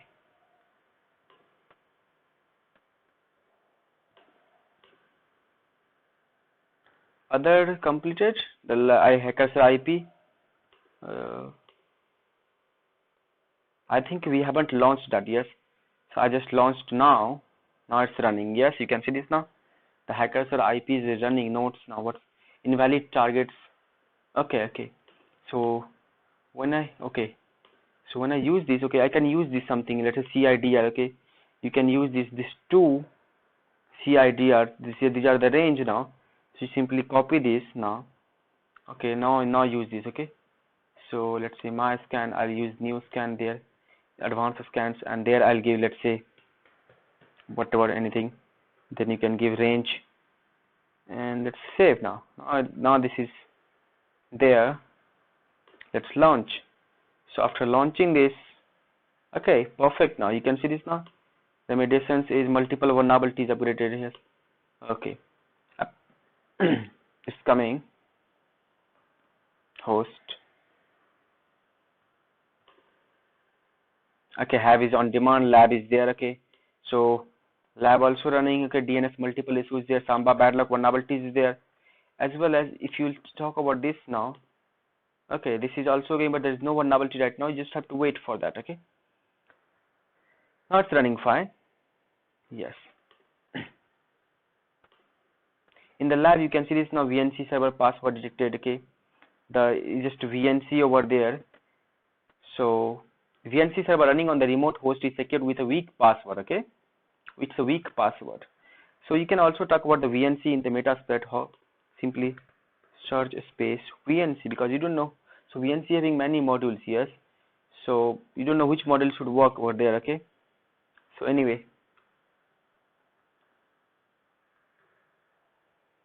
it's just a password. Okay, so you can use the VNC authentication scanner. Okay, so let me simply try this now. Copy and let's say use space this one, and then info, sorry, so space options, you can use this ls, then the username password file you have to assign, and then it will crack. Okay, that's it. Okay, but they are using the weak now. Okay, now you can see this now bind shell backdoor detections. It's a wild shell. Okay, so it's a wild shell, you can say. So let me search space, is there any wild shell? Yes, there's nothing in the Metasploit related with the wild shell, but the port number is 1524. So when I scan the IP address, let me scan one more time, nmap space 192 dot, nmap space hyphen s capital V space 192.168.0.204. When I scan that, I have to look for a 1524 port. What's that port basically? So that's why I'm searching. Okay, so 1524 port is a metasploitable root shell. Okay, so it's a metasploitable root shell. That's why. Okay, so you can also search, let's say search space bind shell. Okay, by bind shell there are many things. Okay, you can also search space this one metasploitable, there is nothing. Okay, but bind shell having many things. Okay, so yeah, bind shell you just have to connect that. Just port is opening, you can simply use ns or something, let's say nc, that may be easily connect. Okay, that's bind, you're binding to that port. Okay, that's I guess. Yes, so there, that's the vulnerabilities. Okay, so you can same way, let's say you can see this now unreal IRCT backdoor detection. So it's a IRC and it's a unreal IRCD, port number is 6667. So when I scan the port 6667 is this one. So search the exploit for this in the Metasploit itself, search space this one. You can see this now, you got one exploit. Let's copy this exploit. So I'll use this exploit, let's say use space this one. Then you can show space options, set rhost, you just have to change 192.168.0.204, then exploit. Yeah, that's it. If it will be, let's say, I don't know, the IP address is changed. Okay, you can see this now. Command cell session 1 open, you can do ID, yes, you are the root user. Yeah, you can do. So this is the vulnerability then. Yes, so I hope it's clear to you. In the next segment we'll talk about something else. Okay, with the help. Okay, thank you so much. Hello friends, welcome back. So again I'm going to talk about web software bugs. This time what you have to do, again the basic concept is same. You have to find first open ports and services. For that you have to use nmap. Okay, as I already told you, you can use nmap. Then second things, if let's example you got the open ports and services, after getting open ports and services, let's examples you want to find which are the possible, which are the attack, which are the services vulnerable. Okay, so let's examples you want to find on, let's say, unreal IRCDC. So you just copy this. After copy this, you go to the exploit-db.com. okay, and there you simply search that. Okay, and then you will get yes, there is some attack possible or not. Okay, So and then you can take a use of this. These are the code, okay, the exploits, okay. Same way you can try on the, let's say, VSFTPD. Yes, yes, VSFTPD possible. Yes. Now same way, let's say there is ProFTPD 1.3.1. Let's say ProFTPD. Yes, and then you can see this now, ProFTPD. Yeah, it's vulnerable. Yes. So you are using ProFTPD, which one? 1.3.1. Is there a 1.3.1 exploits? No. So you can search, let's say, ProFTPD. Let's copy this completely, okay, and then search over there, okay. Is there any exploit possible? Open exploit or something? Nothing. Yeah, this way you can find web server software bugs. Now I'm giving you the final note for this bug, okay. The final note is this one. Remember this. Remember, if possible, consider performing a local installation of the software, whatever the softwares, okay, they have installed. Let's say ProFTPD or something or anything, okay, software you are attacking, okay, and carry out your own testing to find new vulnerabilities,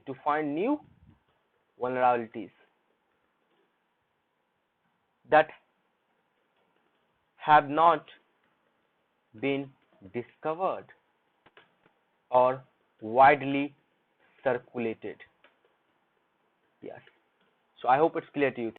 Hello friends, welcome back. So now I am going to talk about cryptography related issues. This is a very important issue. You can also do bug bounty hunting on cryptography related issues. So basically we are going to talk about testing for weak cryptography, okay. In this section I'm first going to talk about this one. We'll be talking about weak SSL TLS protocols, you can say ciphers. We'll be talking about ciphers, keys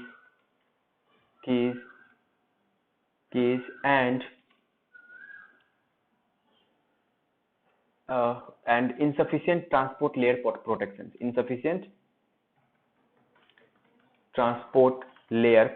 So we'll be talking about first this, how to do bug bounty hunting on these issues. These are the issues.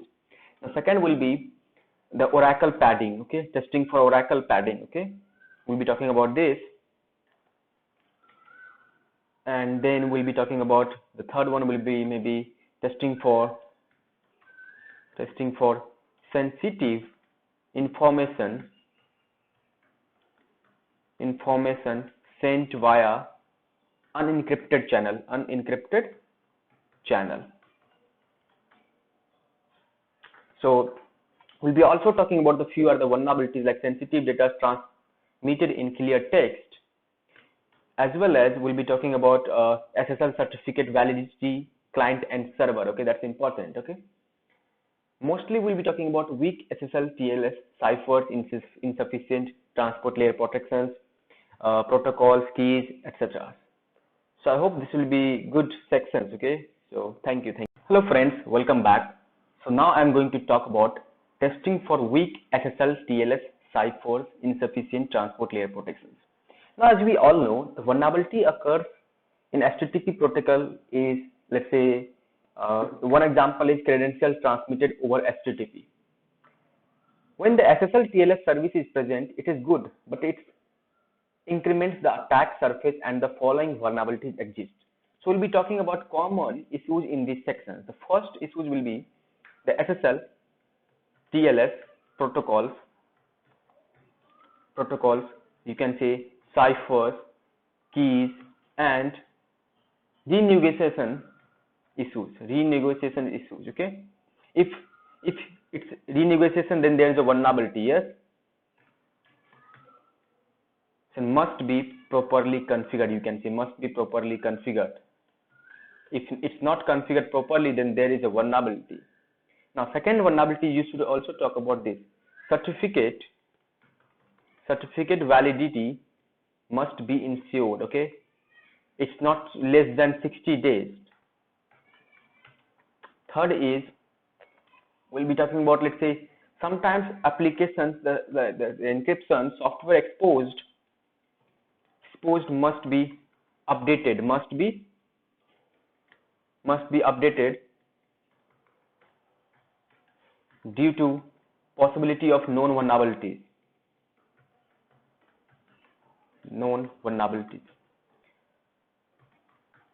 Okay. Then the fourth will be the usage of secure flag for session cookies. Yes. So if there is no session flag, no secure flag in the session cookie, then there is a vulnerability. Okay. So you can, this should be must. Okay. So usage of secure flag for session cookie. Okay. For session cookie. If there is no secure flag in session cookie, then there is a vulnerability. Okay. Now, fifth, we'll be talking about HSTS. HSTS we have already seen. Yes. Sixth will be, let's say the applications have both, let's say presence of both HTTP and HTTPS. Okay, application have both, which can be used to intercept traffic. Yes. Now, the presence of basically the presence of mixed HTTPS and HTTP content in the same page, which can be used to leak information. Yes. So just disable one protocol. Okay, maybe you should start using HTTPS only. We'll be also talking about sensitive data transmitted in clear text. So the next will be, let's say, you can say, we have already seen this, but I'm just mentioning this. Okay, sensitive data transmitted in clear text. Okay. Now the next we will see is, let's say, yeah, that's it. Yeah, that's it. So we'll see one by one in the next video. Thank you so much. Hello friends, welcome back. So now I'm going to talk about testing for weak SSL TLS ciphers, protocols, keys, vulnerabilities. Actually, the large number of available cipher suites and quick progress in cryptanalysis makes testing an SSL server a non-trivial task. So what you have to look in this section, first you should look these weak protocols must be disabled. That means if there is a SSL version 2 is enabled, then there is a vulnerability. Yes. If there is a SSL version 2 is enabled, then there is a vulnerability. Okay. So this should be disabled. Okay. Now, the second thing you should know, so let's say renegociation must be properly configured. Okay. Insecure renegation must be disabled due to MITM attack. So if renegociation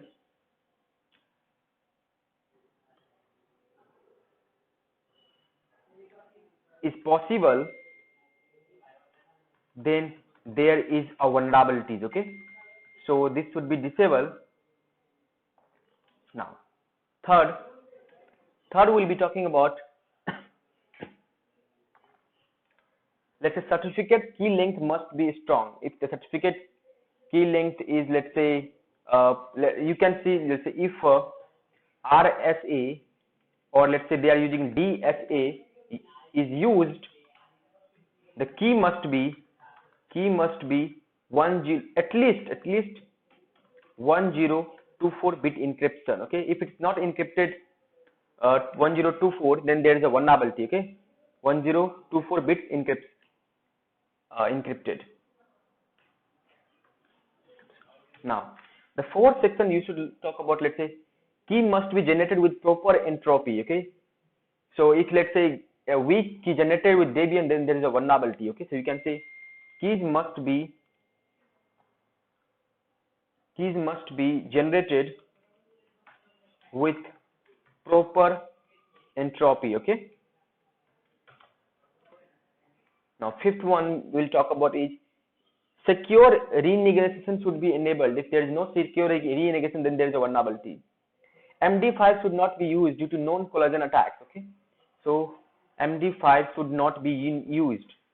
Should not be in use. If there is an MD5, then there is a vulnerability. Okay. RC4 should not be used due to crypto analytical attack. Okay. So if there is a RC4, then there is a still vulnerability. RC4 should not be used. Okay. If they are using RC4, then there is a vulnerability. Now, server should be protected from beast attack. Okay.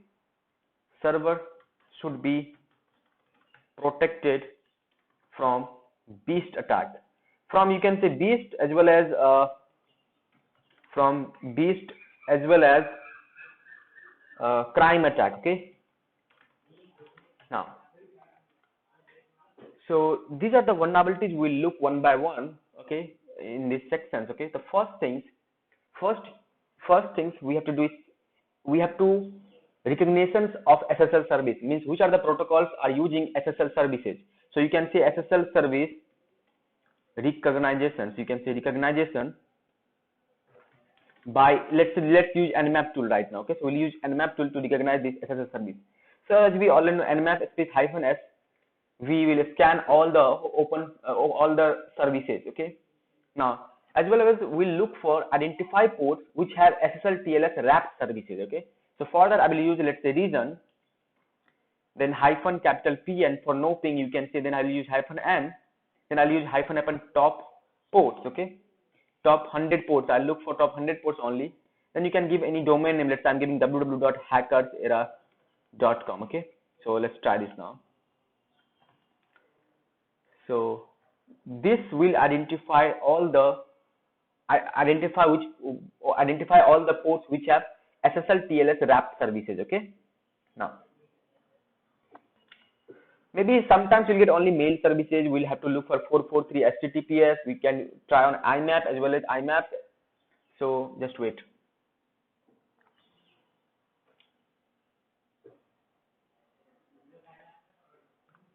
So it may take time. At the meantime, I'm going to scan the different target also. So let's say the target is, let's say,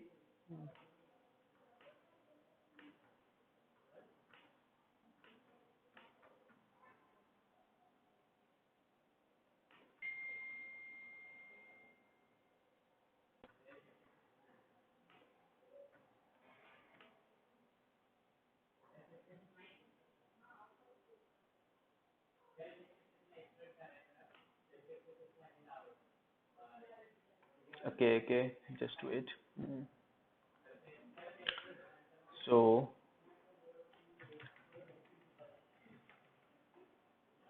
yeah, so let's try on this. Okay, this is applications. Let's try also on this. Okay, as well as I'm trying on this hackersera.com. So you can see this now. Identify some of the ports having SSL. The first port is 443, 465. Yes, only these two ports have SSL enabled. Yes, so 443 and 465. So now what I'll do now, I'll simply, let's say, so we identified the ports having hackersera.com have which ports, 443 and 465 having SSL enabled. Okay, and what about this? Let's try this. So you can see this now. We scan this port. Okay, now it's running. Okay, so just wait. So the first we have identified the ports the having SSL enabled. Okay, now SSL wrapped services enabled over there. So let's try on this. Okay, now the second thing you have to do is checking for certificate information. Okay, obviously you have to check for all information as well as weak ciphers. Is there any weak cipher and SSL version 2 via Nmap? Okay, so you have to check this. Okay, so for via Nmap, so Nmap having a script. Okay, so you can use the Nmap space -n script. Then you can use SSL-cert, comma SSL-enum enumerations, basically, then ciphers. Okay, this will enumerate the ciphers as well as all the certificate details. Then you can assign the port number. So I'm trying, let's say, on this hackersera.com. So it's a 443 and 465. So I'll use 443, 465. Then I'll give www.hackersera.com. Let's try this. Okay, so let's try there now. So you can see this now. This website had SSL only on 80 as well as 443. So you can try. So okay, there is some problem. Maybe nmap space hyphen script is there. Then SSL dash cert comma SSL dash enum dash cipher. Okay, it's not a cipher. It's a cipher. So I have to use cipher. Then now it's working correctly. Now same thing. I will try over there, but with the different websites. So this time the website is 80. The port number is 80, 443, and the website is this one. It's a DNB website. Let's try over there. Okay, so again I have to give ciphers over there. So ciphers. So you can see this now. We got the certificate informations like signature algorithm is SHA 256, encryption is 2048. They are not using RC4. They are using RSA. As well as you will get information, let's say expiry date. See this now. So they are using TLS version 1.2. Okay. This is SMTPF don't have any information. Okay, about certificates. Okay, not anything. Okay. So same way we got information about this application DNB.nl. Okay, so they have the information over there. The 2048-bit encryption they are using. So we got all the information about certificate, weak cipher, and SSL version 2. Okay, so same way you can try on any applications. They are not using SSL version 2. Okay, if they will use SSL version 2, then there is a vulnerability. Okay, so this way you can try on any applications. Okay, they are using. Okay, yes.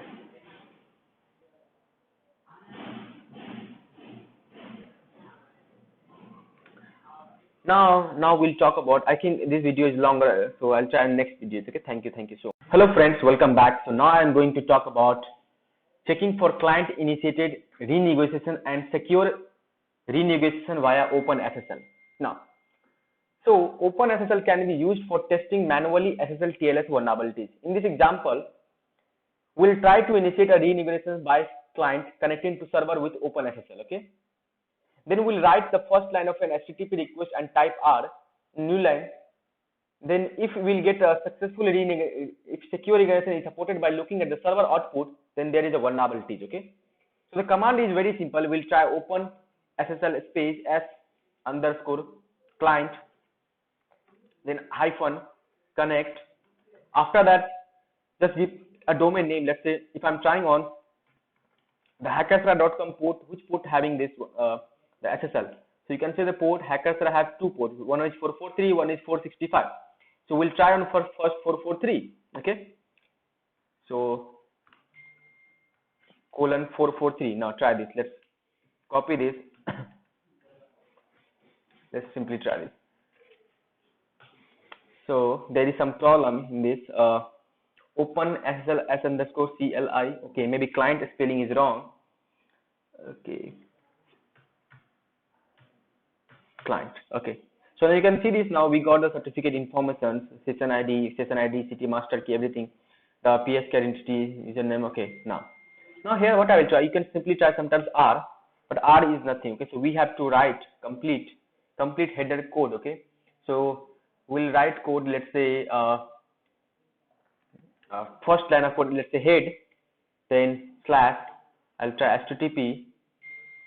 After that I'll give slash 1.2. Oh, maybe it's closed. Okay, let's try one more time. Okay, so head, then I'll try slash HTTP slash 1.1. let's enter this. Now we have to write R. Let's try this renegotiations. Okay, so you can see this now, it's not possible here. Okay, renegotiations is not possible, so we got an error. Okay, so this is secure. Okay, now let's try some other applications. Let's say other port 465 is possible. It's a mail transport. Okay, so what I will do right now, I'll try, let's say again head slash I'll try same thing, HTTP slash 1.1 to make it's an unrecognized command. Okay, so let's try R simply. So you can see this renegotiation is possible over there. Yes, this website is vulnerable by client renegotiations. Yes, so I have to fix this vulnerability, okay, after this, okay. Thank you so much, okay. Okay. Now we'll talk about some other applications. Let's say we have a live website. Let's say this website. Which website? DNV1. So let's try over there. So the yeah, this one. So in these applications, we already got the information that two ports were open for this. Yes, see this now. Yeah, two ports. Yes. One was 80 and other one was 443. Okay. So yeah, you can, let's try one more time, okay, because I don't know. So till then commands I will try. I'll try on 443 till then, okay. So the way application is this one. I'll try colon 443. Okay, now I'll try head slash http. Okay, wait. http then slash 1.1. Yeah, then I'll try R to yeah, it's possible. There is also vulnerability. It's a renegotiating vulnerabilities. Yes. So there is a one even there is a vulnerability. Yes. So we'll talk about later. So I can report this vulnerability to there. So yeah. Okay. Now what about the different port? We have also got the 80 ports where also they were using SSL. So let's try over there. So what about 80? Are we getting anything over there? No. So see, this SSL handshake has read 5 bytes only. Okay. So there is no client certificate CA name sent. Okay. So okay, not an issue. So this is a way to test this vulnerability. Okay. This is a vulnerability. Okay. This can use in DOS attack. Okay. So I hope it's clear to you. Thank you so much. I saw you on 2 websites. You can try. Hello friends, welcome back. So now I'm going to talk about testing SSL TLS vulnerabilities with SSL Live. So SSL Live is a Python script which permits mass scanning. Okay, I already shown you the manual ways to do this via OpenSSL. Yes, don't forget that. Okay, now we'll talk about the automations with SSL Live. So you simply search on GitHub, download SSL Live. Okay, so I already done SSL Live. I don't know SSL Live. Yeah, SSL Live is there. Yeah, so no targets to scan. So you can take help of SSL Live. So there are many things you can do. Now, if you want to only talk about the Heartbleed, you can scan, let's say, test server for the OpenSSL Heartbleed vulnerability. But okay. So what I will do now, I'll simply use the, let's say, which options I'll use. Okay. Let's okay. So I'll use, let's say, regular HTTP scan. Okay. So I'll talk about regular. Okay. So this will scan everything. Okay. SSL version 2, SSL version 3, TLS, everything. Okay. So let's try regular. So I'll use hyphen regular. Okay. Then I'll try, let's say, on which applications. Let's try on these applications. I guess first we'll try on, let's say, Hackerserver. Let's try on hackerserver.com. Okay. So this one colon 443. Okay. Let's try this. So they are trying this. They are the plugins over there. So okay. So you can see the scan completed. Let's try what we have got informations there. So they tried everything. Let's say not vulnerable, Open SSL, CSS injection not vulnerable, Heartbleed attack not, robot attack not vulnerable. Okay, so not supported. Okay.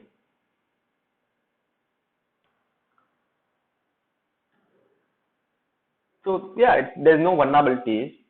But let's try on these applications now. What about we will try on these applications? But let's try on 465. What about 465?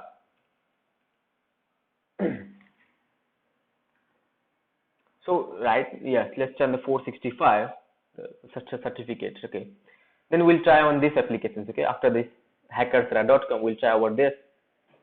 Okay, so 465, what we have got there, we were just checking about this now. Okay, not vulnerable, compression disabled. Okay, so they are saying just compression disabled, deflect. Okay, supported, RC4 is not supported. Okay, that's good, that's a good sign. Okay, so RC4, if RC4 will be supported, then there's a vulnerability. Okay, so forward security is also supported. Okay, if this will be not supported, then there is a vulnerability. Okay, so not vulnerable. So okay, yeah, nothing. Okay, let's try these applications now. So regular, then I'll try, let's say, this one 443. Let's try this.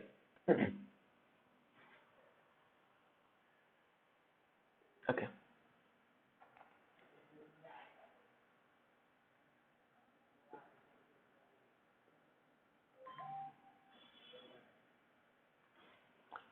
So yeah, you have to wait. So I think you got the idea that what are the vulnerabilities, what are the yes, into this, what you have to look in this cryptographic sections. Okay. So now let's talk about this. Now these applications, not vulnerable, but you can see this now session ID is supported. Okay, 5 successful session IDs. Okay, and TLS tickets not supported. Okay, okay. Now runtime error, we are getting runtime error, not an issue. So certificates are trusted. Okay, certificate matches as well as if there will be sometimes error, let's say certificate matches a mismatch, then there is a vulnerability. Okay, always remember this. Okay, now okay, vulnerable. So we got one series client initiated renegotiations vulnerable. We have already seen through OpenSSL. Yes, manually. Yes. Now, so yeah, that's it. We got the information. Thank you. Thank you so much. Hello friends, welcome back. So again, I'm going to talk about testing SSL TLS issues with testssl.sh. Okay, it's a Linux shell script which provides clear output to facilitate good decision making. Okay, it can not only check web server but also provide service on other ports like start TSL, SNI, SPDY, and does a few check on the HTTP header as well. Okay, so that's a good thing. Let's try over there. So the command will be very simple. You can say test ssl.sh space. You can just fire the domain name only. Okay, so let's try this. So I will go to the test SSL. Okay, now simply run this /test ssl.sh. Now, so they require many things. Now what I will do now, let's try on this port number. Let's say let's directly try for www.hackersera.com. Okay, I want to check what are the vulnerabilities you can identify by this tool. Okay,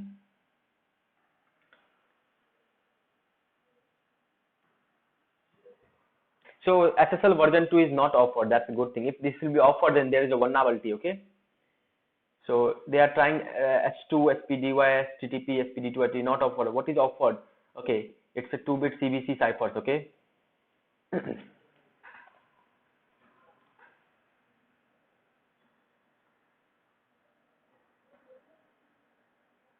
Okay.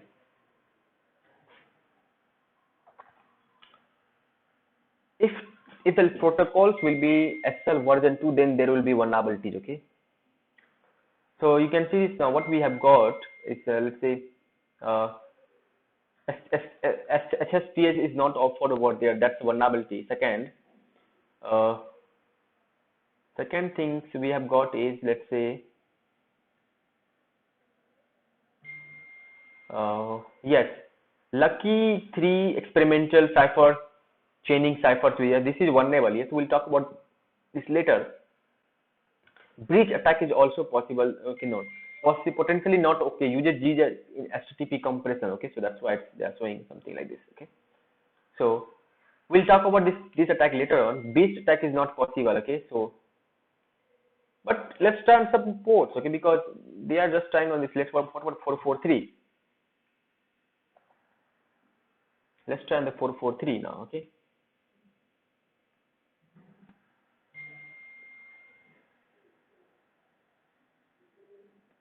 So, okay, SSL version 3 is not offered. Okay, why? Okay, yes, just wait. Okay.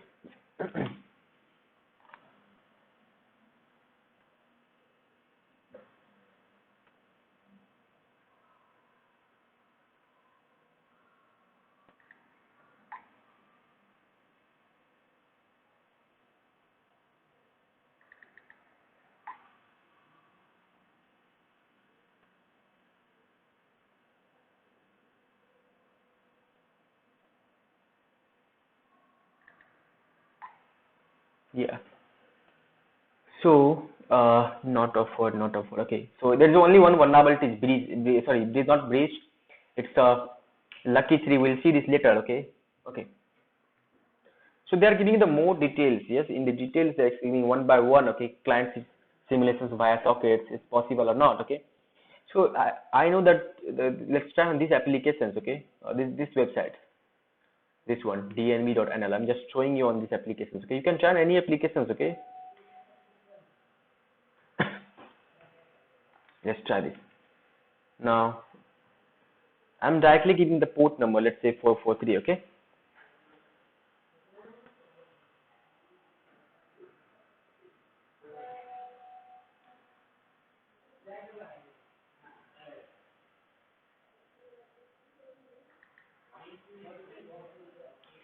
So again, they are not offering any kind of SSL version 2. Okay.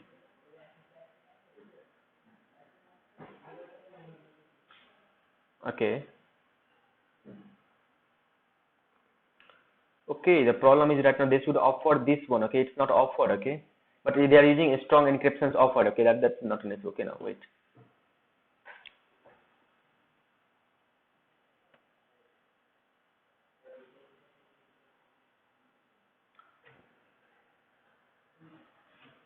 So I guess.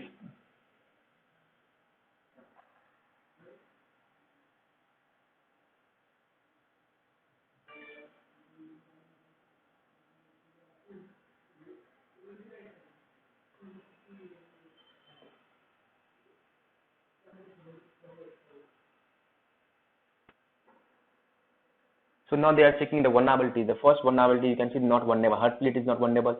CCS is not vulnerable. Ticket bleed is not vulnerable. But robot is not vulnerable. Yes.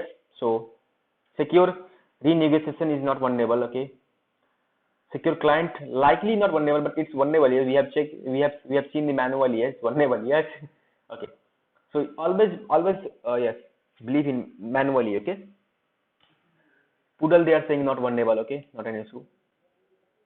So we'll talk about this later, okay? Manually, how to do all these things manually, like Poodle, the fallback, the switch, the draw, the breach, okay? So after this, we'll see this, okay? So I think you have got an idea, okay? So, okay? It's a potentially not okay, okay? So I'll see you in next videos. Thank you so much. Hello friends, welcome back. So now I'm going to talk about, it's called breach compression attack. As you have seen in this error, previously we have used a website, let's say, this one dnb.nl, we have got one error. The error was this one, potentially not okay, uses ggip http compression, okay, and they tested on the root, okay. So this attack is called breach compression attack. So I have gave you the notes, URL, this one, attack details. This alert was issued because the following conditions were met. The page content is served via https. The server is using http level compression, okay. URL encoded get input redirect was reflected into the HTTP response body, okay. The HTTP response body contains a secret named CSRF. The impact of this vulnerability, an attacker can leverage information leaked by compression to recover targeted parts of the plain text, okay. So that's why it's a vulnerability, okay. So you should report this, and you can also find, see this, it's a bug bounty, okay. You can report to the HackerOne as well as other platform also, okay. Now we'll talk about one more vulnerability. It's called SSL cookie without secure flag. I think you know this vulnerability. If you don't know, then just SSL cookie without secure flag, okay. So in this vulnerability, what you have to do, just let's example there is an application. What you do, just sign up, okay. After sign up, obviously application will generate some cookie, okay. So just look for the request body, okay. In the request body, just look for the cookie sections, okay. In the cookie sections, if the application is generated a cookie, and if the application is, let's say, generating, let's say, cookie appears to contain a session token, then there should be a secure flag, okay. If there is no secure flag, then there is a vulnerability, okay. So there should be some secure flag parameters in the cookie sections, okay. That's it. There is nothing more than that, okay. If the secure flag is set on a cookie, the browser will not submit the cookie in any request, okay. But if the secure flag shouldn't be set on all cookies that are used for transmitting sensitive information, okay. So that is all about the testing SSL, TLS protocol, cipher keys, renegotiations, vulnerabilities, okay. Now we'll talk about Poodle attack in next video. Hello friends, welcome back. So now I'm going to talk about the Poodle attack, Poodle SSL version 3 attack. So websites that support SSL version 3 and CBC mode ciphers are potentially vulnerable by these vulnerabilities to an active MITM attack. This attack called Poodle, similar to BIS attack, and also allows a network attacker to extract the plain text of targeted parts of an SSL connections, usually cookie data. The impact of this vulnerability will be an attacker may be able to exploit this problem to conduct MITM attacks and decrypt communication between the affected services and clients. Okay, the big question is how to detect, first of all, how to detect web applications, how to test the SSL version 3 is enabled in the websites or not. Okay, so there you have many websites to do this. Okay, but my favorite one is through Nmap. Okay, I'll be do this through Nmap, so you can use this one, this command, Nmap space -s capital V, then you just use version highlight -pn for no ping, and then you can use script SSL poodle and -p 443 for the HTTPS port number. Then you can use -l for input, and then you can give all the subdomains list. Right now I'm trying on, let's say, tomtom.com. So I'm trying on, let's say,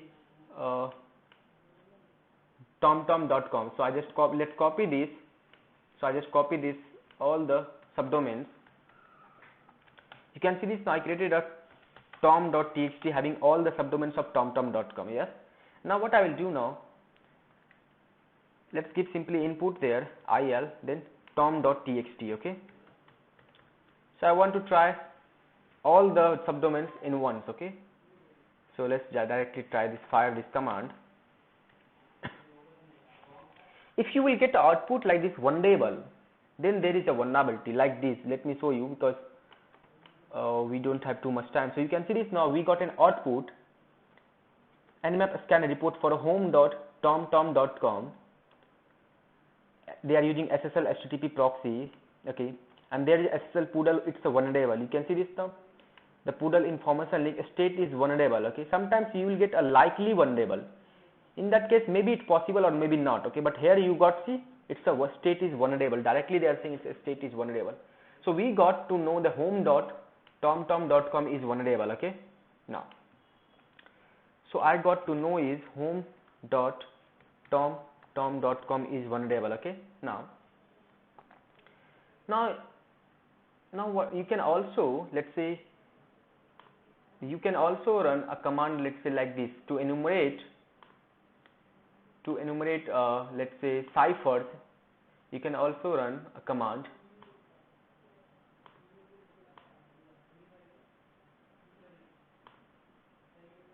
for enumerating ciphers. You can also use command, let's say, nmap space -- script, then you can use ssl-enum, then ciphers. Okay, and after that you can give the port, the vulnerable port, that is 443, and then let's give home.tomtom.com. Let's try this now.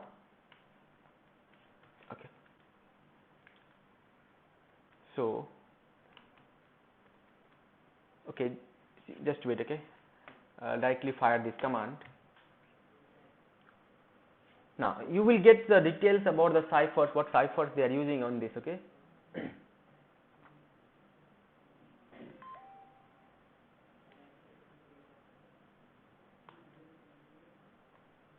so you can see this now, you got details about the cipher. They are using CVC mode, yes, cipher in SSL version 3, and that's why it's vulnerable. Okay, so you see this, you got the also warning, it's vulnerable. Yes, so you can also check for this CV, what are the attack possible over there. Maybe the beast possible, maybe some other attack will be possible over there. So yeah, that's it. Now you can also use curl command to test this. So how are you going to use this curl command to test this? Simply, let's say, curl space -v 3 for, let's say, verbose mode, you can say, then -x you can give, let's call head, then you just give the domain, let's say https://home.tomtom.com. let's try this now. So that's it. So you can see this now, connected to home.tomtom.com. OpenSSL was built without SSL version 3 support. So closing connection, that's why it's a vulnerable. Yes, so yeah, so we got to know that this is vulnerable by poodle attack. Okay, now, so So there is another way to test this, that's called SSL Labs. So you can also test over there. Let's go to on Google sslabs.com/SSL test. Okay, you can also go there and you can also test the Poodle vulnerabilities over there. So let's go home.tomtom.com. Let's try this now.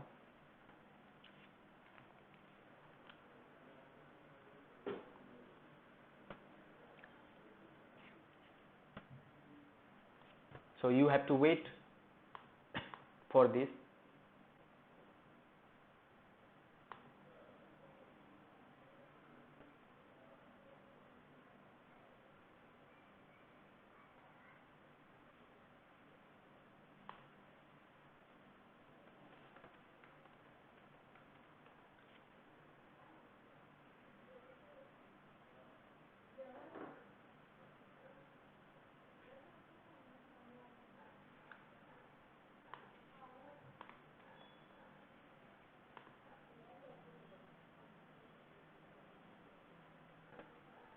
So wait.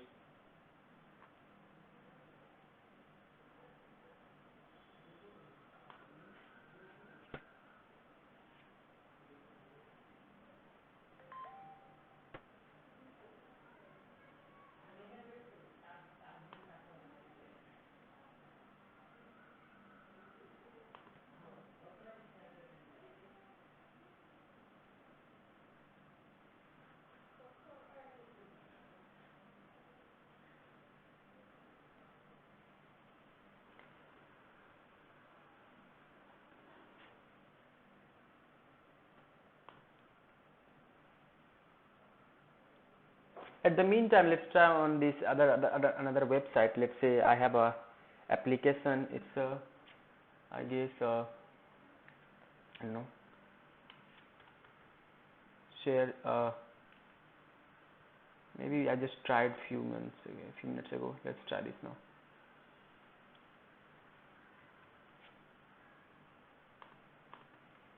The website is, it's a sarktech.net. So let's try over the sarktech.net. So for that you again need a website list. Let's say you can see this now. The server is vulnerable to Poodle attack. If possible, disable SSL version 3. Yes. Now, if you want to try for another subdomain, let's say another website, you can simply first find sarktech.net. Simply go over there. I need all the subdomains. Okay. So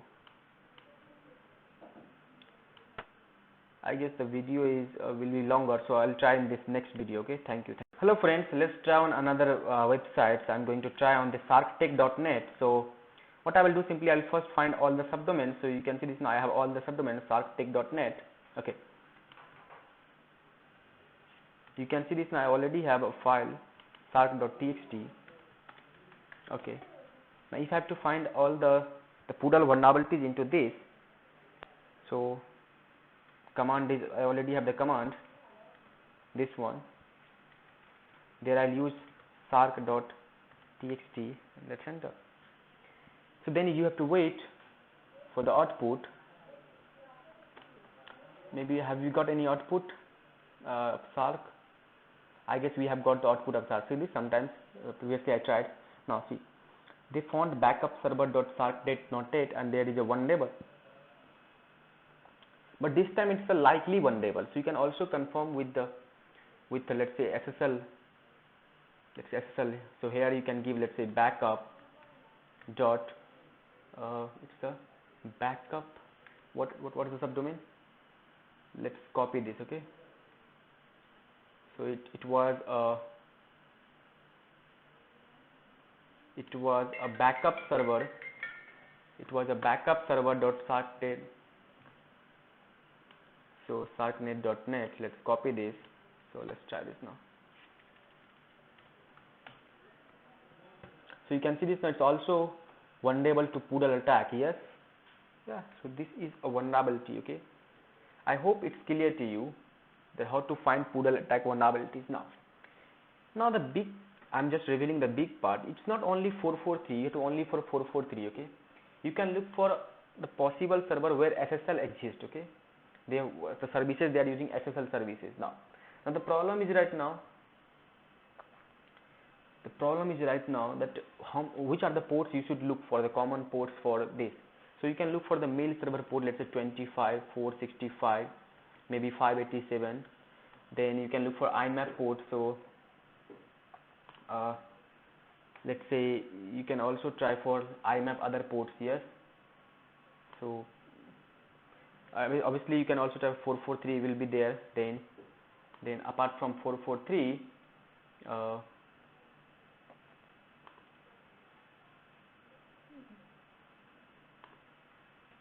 so IMAP port. Let's try to find the port in this application, so I will get an idea. So you can try, let's say, nmap space www.hackersera.com. Just trying this, okay, to get all the, then I'll get an idea that okay, service recognition should be there. So I'll use hyphen as capital V, then hyphen capital P, and then you can try this. Okay, so let's try this now. So when you do nmap script, this POODLE recognitions, you should try all the ports, all the top ports you can also try. So let's say you can try, and let's say these are the ports, they're the most favorite ports you can try over there. They may are using the SSL services for mail. Yes, that's why I'm using this. Okay, just wait. So then it will be good. Okay, now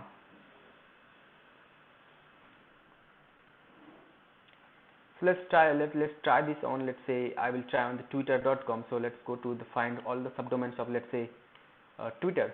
So TIW Twitter, or maybe Slack. So let's try on slack.com. Yeah, find all the subdomains of slack.com. So just wait. Okay, so it may take time. Again, I'm just giving you the, okay, if there is a vulnerability in this, then there is a if there is a vulnerability, POODLE vulnerability, then you can report this. Okay, you may get a big bounty. Okay, so I guess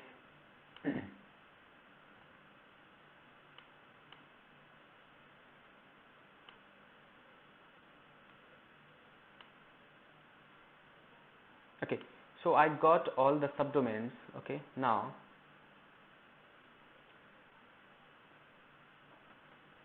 subdomain, so let's copy this. So I'll save these subdomains. Okay, so you can see this now. You can also try on, these are the ports. 587 I already listed, 465, 443 already. You can try on FTP also. Okay, sometimes. Okay, so or IMAPs is possible. 993 and 995 you can try. Okay, 993 and 995. So let me list directly there, 993 and 995, and then I'll try, let's say, 21 also. Okay, so that's it. No, that's great. Okay, now so let me simply save a file where, let's say, nano space slack.txt. okay, let's paste over there. So it may again take time, so you just have to wait now. Okay, so slack.txt, let's try this now.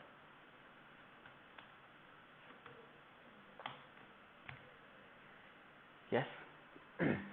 So now wait, and in the next video I'll show you the output of this. Okay, if there will be any vulnerabilities, then thank you so much. Hello friends, now I'm going to talk about why you should hunt POODLE vulnerabilities. So I already shown you on how to hunt all the subdomains of Slack and common ports. Okay, like this one, these are the things. So what I got Slack, I just done control C. Okay, I just end the process, but I haven't got any POODLE vulnerabilities there. Okay, so okay, I'll share you soon the reports. Okay, now let me show you why you should hunt for POODLE vulnerabilities. See this down.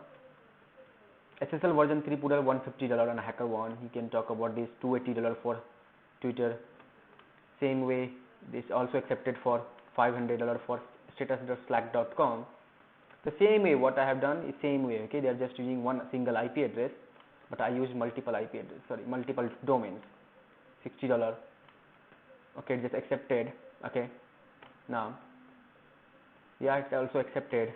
$1 for this GRTP. Okay, so yeah, the same way you can try this. Okay, now the $140 for this one again, the vulnerabilities in Twitter.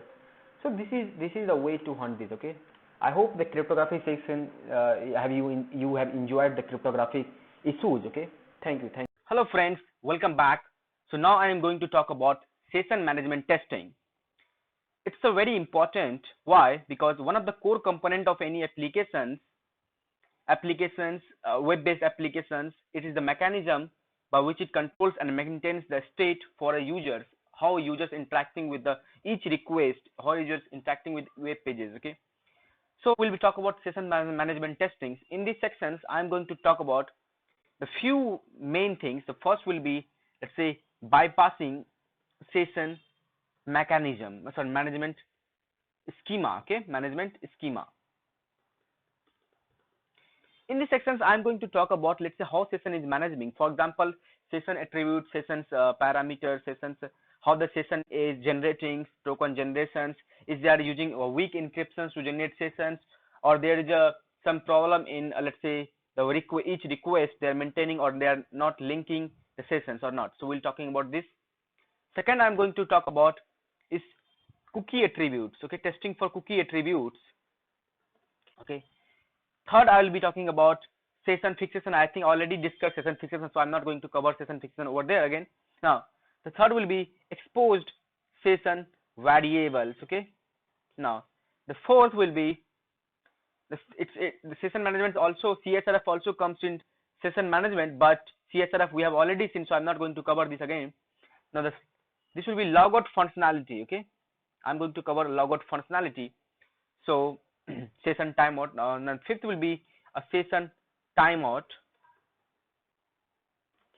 and the sixth will be session puzzling. Okay, so I'm going to cover these 6 vulnerabilities in these sections. Okay, so I hope it's clear to you. Thank you so much. Hello friends, welcome back. So in this section, basically a hunter should look for how cookie and other sessions are generated. Okay, in a secure way and unpredictable way.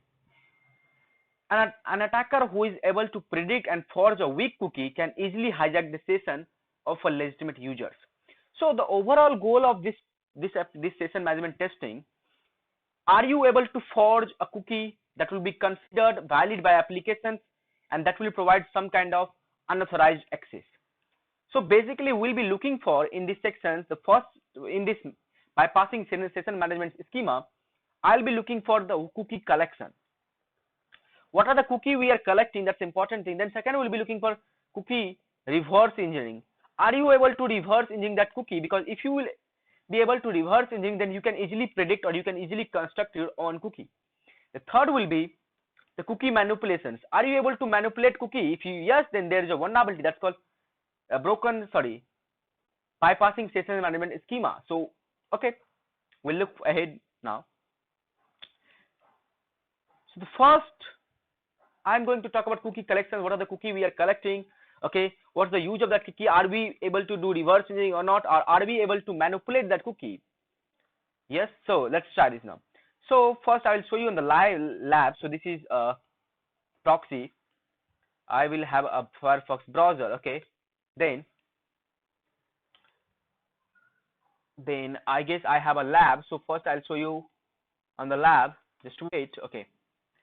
So the lab IP address is 192.168.0.204. So let's do this. So I'll be browsing 10.204, but I guess I have the proxy open, so I'll make interceptor off now.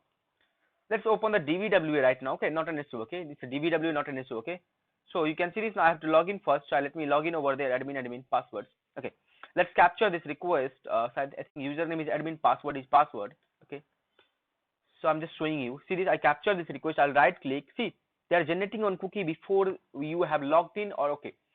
So maybe this cookie will be persist. Okay, from the beginning to the end. Okay, so let's try this, and this to repeat it for backup purpose. Let's forward this. You can see they generated same cookie. Yes, this is a cookie. We already they took one cookie and they just used that. So there is a session fixation vulnerability. Okay, yes, I think you just watch session fixation vulnerability first, then you will understand why I'm saying there is session fixation vulnerability, because they are prefixing the session and they are using the same session again. Yeah, so forward, if you will see, Let's click on any pages. Let's say CS, sorry, file inclusion. Okay, so you can see this now. They are just using same cookie again. So okay, now the cookie attributes I got is this one, the PHP session ID. Can I increase? Okay, let's say user options. Maybe say user options. Let's increase this display a little bit. So 18, okay, 18 is already, so that's enough now. Okay, so we can see this. Now the second is cookie reverse engineering. Are we able to guess the cookie? Let's try this now. So for that, okay, I will use Kali Linux. I guess I have the Kali Linux. I'll use SSH maybe root at the rate 192.168.0.205. Okay, no, 205 is no, 206. Okay, I have to check my Linux IP address. So just wait. Sorry, I should have done previously, but okay, not an issue. I'm doing real time. I am not editing anything, so just wait. It's a 203. Okay, so okay, so there's a problem. SSH IBS. I have to do keygen, then -r, and then 192.168.0.203 to generate. Okay, now okay, so you can see this now connected. Okay, now so I'm going to identify the hash, so you can use either hash identifier. Let's do this cookie. So you can see, okay, I have to give the hash over there. So you can see this now. They guess they are using MD5, but maybe there will be some kind of something like this. Yes, yeah, possible MD5. They are using MD5. So can you do reverse engineering over there? No, I don't think so. You can do reverse engineering over there, but okay, not an issue. So this is one thing. Second, okay, let's make intercept off now. Okay, let's try to do some real world. Let's say I have application. Let's say Geek for Geeks. I don't know it's vulnerable or not, but I'm trying over there to, yeah. So let's say Geek for Geeks.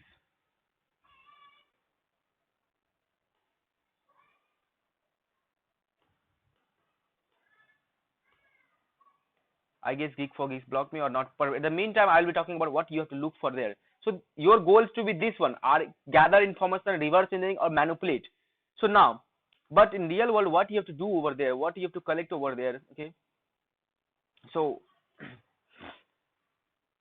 just we'll talk about that first. But let me see this opening or not. Okay, it's opening. It's taking time. I guess proxy is already off. But at the meantime, I'm going to discuss how to how to test these other things, how to bypass the schemas. So for that, the first vulnerability you look for, let's say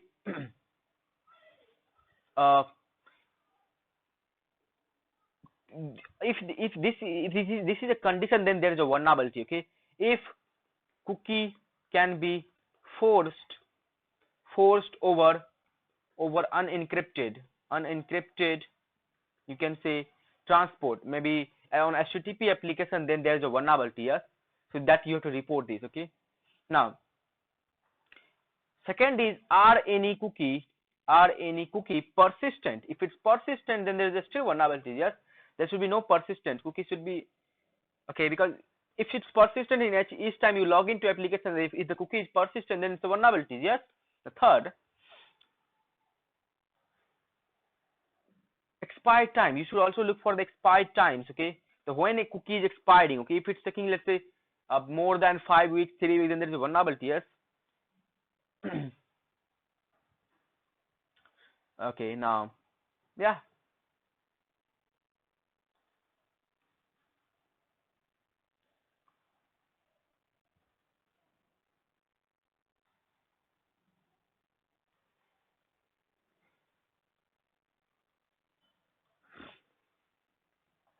that's it.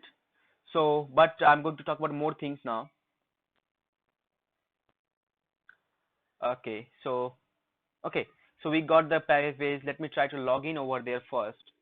So let's say I don't know the username. Let's, I'm trying VB my username password. Let's try. I'm able to log in or not.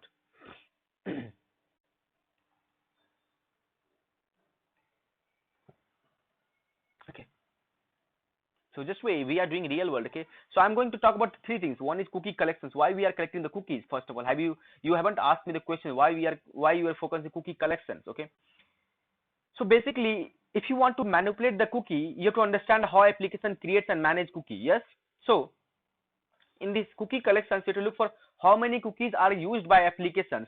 So search the applications, note when cookies are created, make a list of received cookie, the page that sets them, the domain for which they are valid, their value and their characteristics.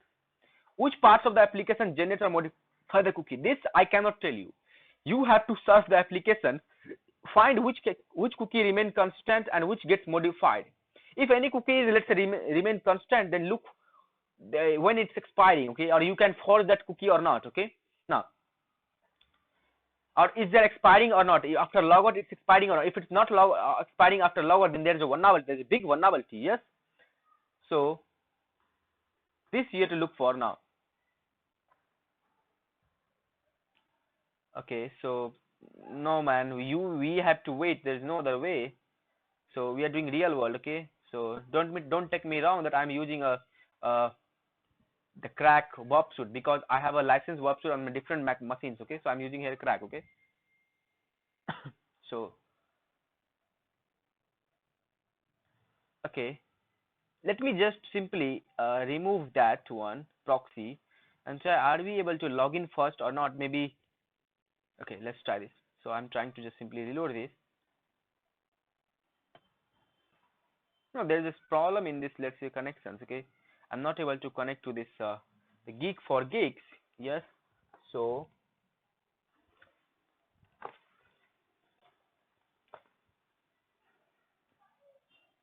what I was doing over there, because there is a session fixation vulnerability, sorry, there is a vulnerability, the vulnerability was bypassing session management schema, because they were generating a cookie like this cookie, and they are generating something like this. Let's say if my username is Vikas, they are generating Vikas and some number, okay. So if I will able to manipulate this, for example, let's say my friend having a username, let's say one of the hunter users username, let's say Mayur. If I'll use the Mayur as a cookie and then I'll get random things, and if I'll get the profile of this Mayur, then there's a vulnerability, yes, because I just used to guess the cookie, yes, just manipulate the cookie. So your goal should be this one, okay. So you try this Geek for Geeks, otherwise I'll make another videos and then I'll upload part 2, okay, of bypassing schema, because goal is only this.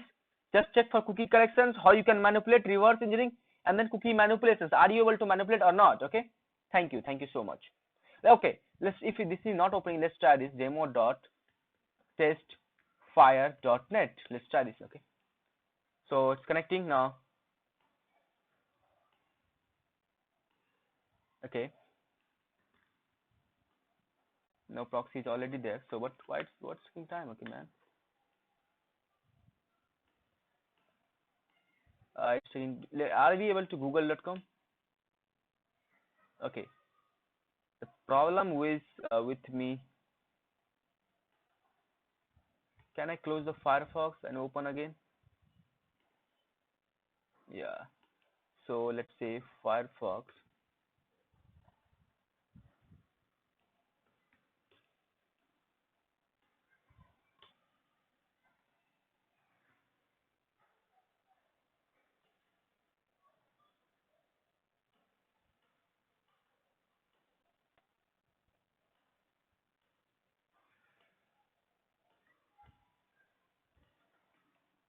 So let's say demo.testfire.net.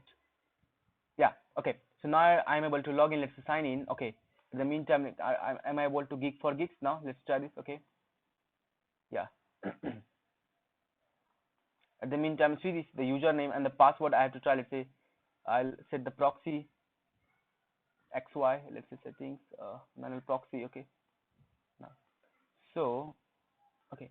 So if I'm trying, let's say username admin and admin. Okay. Let's try to log in over there. So I just log into these applications now.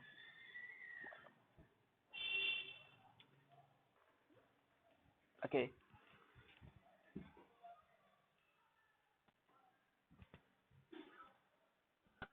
So I just logged in. Now you can see this now. Okay.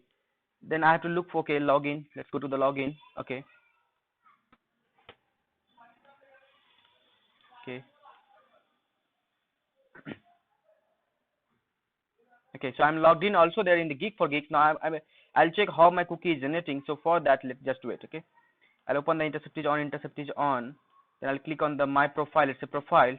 So as you can see this now in the cookie sections, they are generating one PHP session ID, just this number, okay, 754615, okay, not an issue. Now you can see this now, GF username offensive hunter they are using, yes, and they are using 007 as a profile, yes, and that's using some random value. Now what if I'll give some other thing over there? Let's say I don't know the username of other people. Let's say what I will give some, let's say hacker Sarah. Forward. Have I got anything? Okay, nothing. We haven't got anything. See, it's logged out because I used some other. Yes, other. Yes. Okay. Now that's what. So you have to look for that one. That is. Few days ago it was vulnerable. That's why I shown you. Now I'm going to look at edit users. Now users are there, admin, and they're just T user, and the password will be T user. So okay. So but when I capture this request, let's say T first I will log into the, let's say T user. Let's sign off. I will log in as a T user. Okay. So T user and the T user. So I logged in as a test user. Now I'll capture this request. So let's say view account summary. So I just capture this request. Now you can see this. Now they are generating this session ID now. Okay, I will try to reverse this. Okay, so I can use, let's say what this has one over there. So they are saying it's just a MD5. Okay, and they are using username in the back. Okay, now but I cannot reverse this. Okay, now are they using a fixed length of string or something? No, they are not using fixed length of string, but I will try to observe this now by try to log in with the, let's say another user. So let's log in with another user. I'll log out this first. So are they using fixed string in the session? If there will be a vulnerabilities. Okay, so if I'm trying, let's say admin, let's capture this request. I just capture the request. Now intercept is on. Now let's view account summary. So as you can see this now,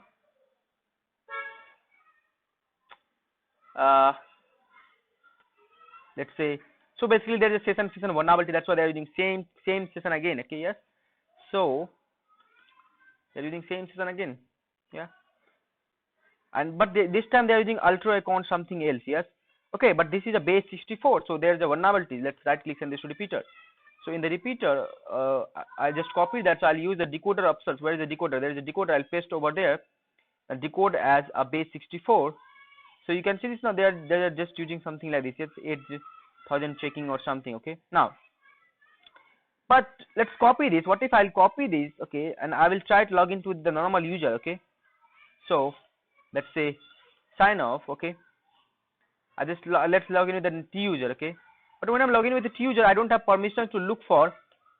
Any other account information. I guess so. Yes, you can see this now. I don't have any permissions to look for any other account. So I'll use, let's say view account summary. And if I'll try, let's say over the same thing now. Okay. Let's forward intercept off now. But you can see this now. I haven't got anything. Okay. But why? Let's try with. Okay. So view account summary. So let's try now there.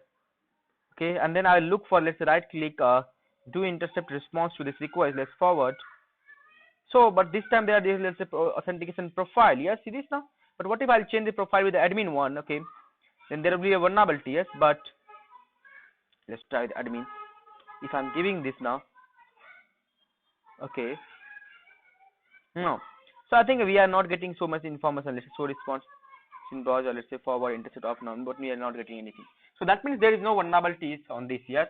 So yeah, that's it. So we'll talk about next vulnerability in next video. Thank you so much. Hello friends, I'm going to talk about cookie attributes now. So I don't know video is recording or not, so let me check. Okay, it's recording. Okay, so now I'm going to talk about cookie attributes.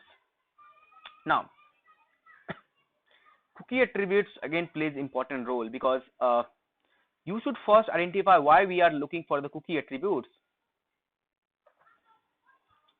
So cookies are often a key attack vector for malicious users, and the application should always take due diligence to protect cookies. Okay. So these sections will look at how an application can take the unnecessary precautions when assigning cookies and how to test that these attributes have been correctly configured. So once the tester has an understanding of how cookies are set, when they are set, what they are used for, why they are used and their importance, they should take a look at what attributes can be set for a cookie and how to test. If they are secure, then great. If they are not, then there is a vulnerability. So I'll be talking about the each attributes. The first attribute of a cookie is secure. So secure, why secure? So this attribute tells the browser to only send the cookie if the request is being sent over a secure channel. So what? Only sent the cookie if request is being sent over a secure channel. Okay. Now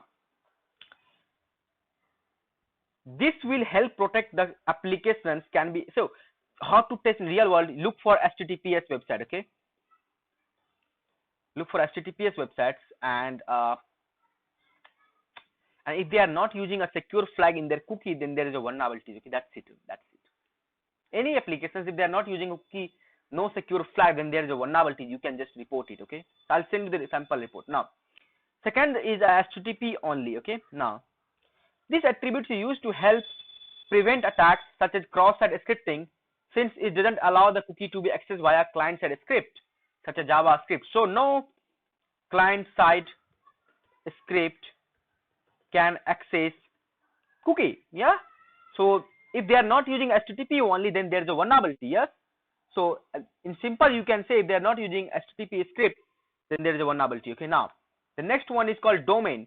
This attribute is used to compare against the.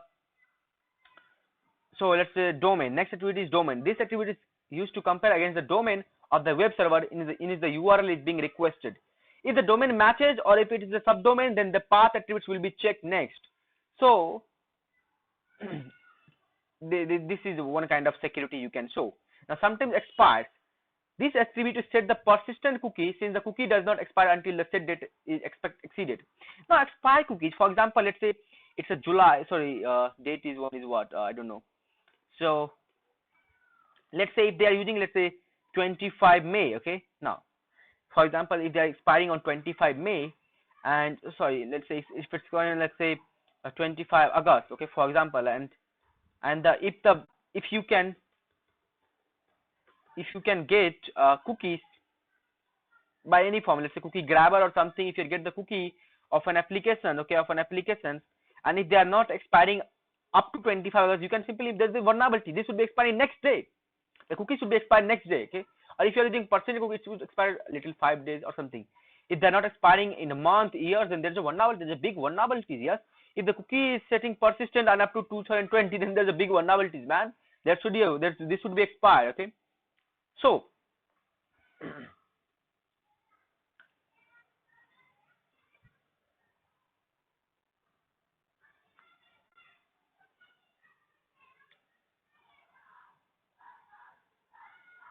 if the attribute is set to the time in the future, verify that the cookie does not contain any sensitive information. If it contains some sensitive information, then there is a vulnerability. Yes. So let's say if it's expiring on the 25 August 2020 and today is just 19, then there is a big vulnerability. Yes. So some vulnerable sites are simply using cookie as authentication token. So using cookie as authentication token without further checking on a web server side, this may result authentication token vulnerable to attacker if cookies are stolen by either malware or JavaScript injection. So this is a big one. Let's try to observe Facebook cookie attributes. Okay.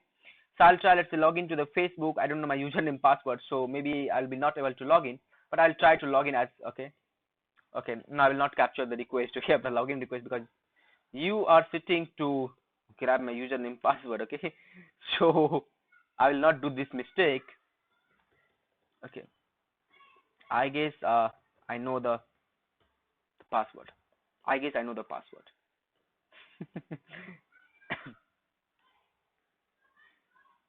Or maybe not. Yeah, it's possible that I may not the username password. So man, login attempt failed. So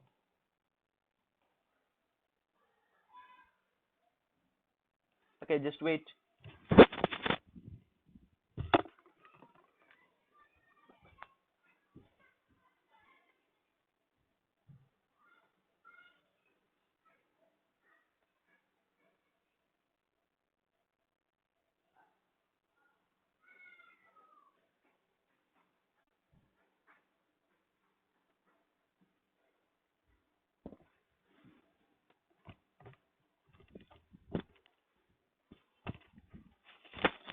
Hello?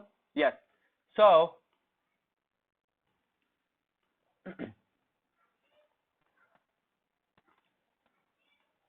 okay, so okay, they sent me one OTP.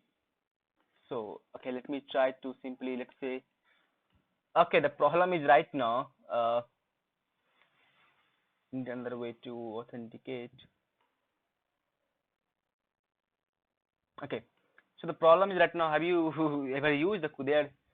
You can reset my password by using this OTP, because Facebook is having a persistent OTP. Yes, in every request you will get same OTP. That's a vulnerability, but I don't know why Facebook is not fixing.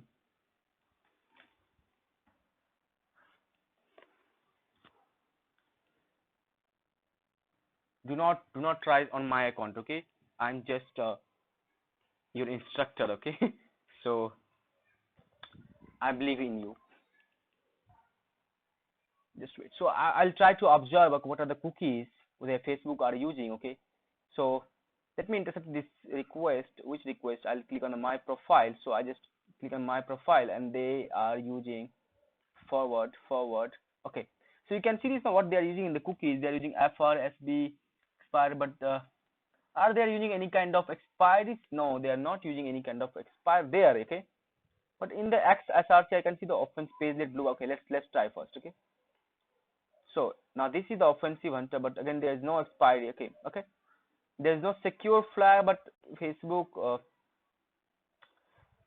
okay, now forward. Okay, reconnect users, and then there is a presence, and then stat FUD use. So I'm see, this is the user they are using. Okay, if you will give any other user, it will not, you will not able to learn. Let's say if I'm trying 540 over there, if I will log in as a 540, then there's a vulnerability. But yeah, it's Facebook, it's secure there. Okay, but you can hit a trial in any application. I'm just trying to observe, there are many things. Okay, user, page ID, post, everything is there. Okay, so in this cookie, so okay, look for the many thing. Okay, so see this now there.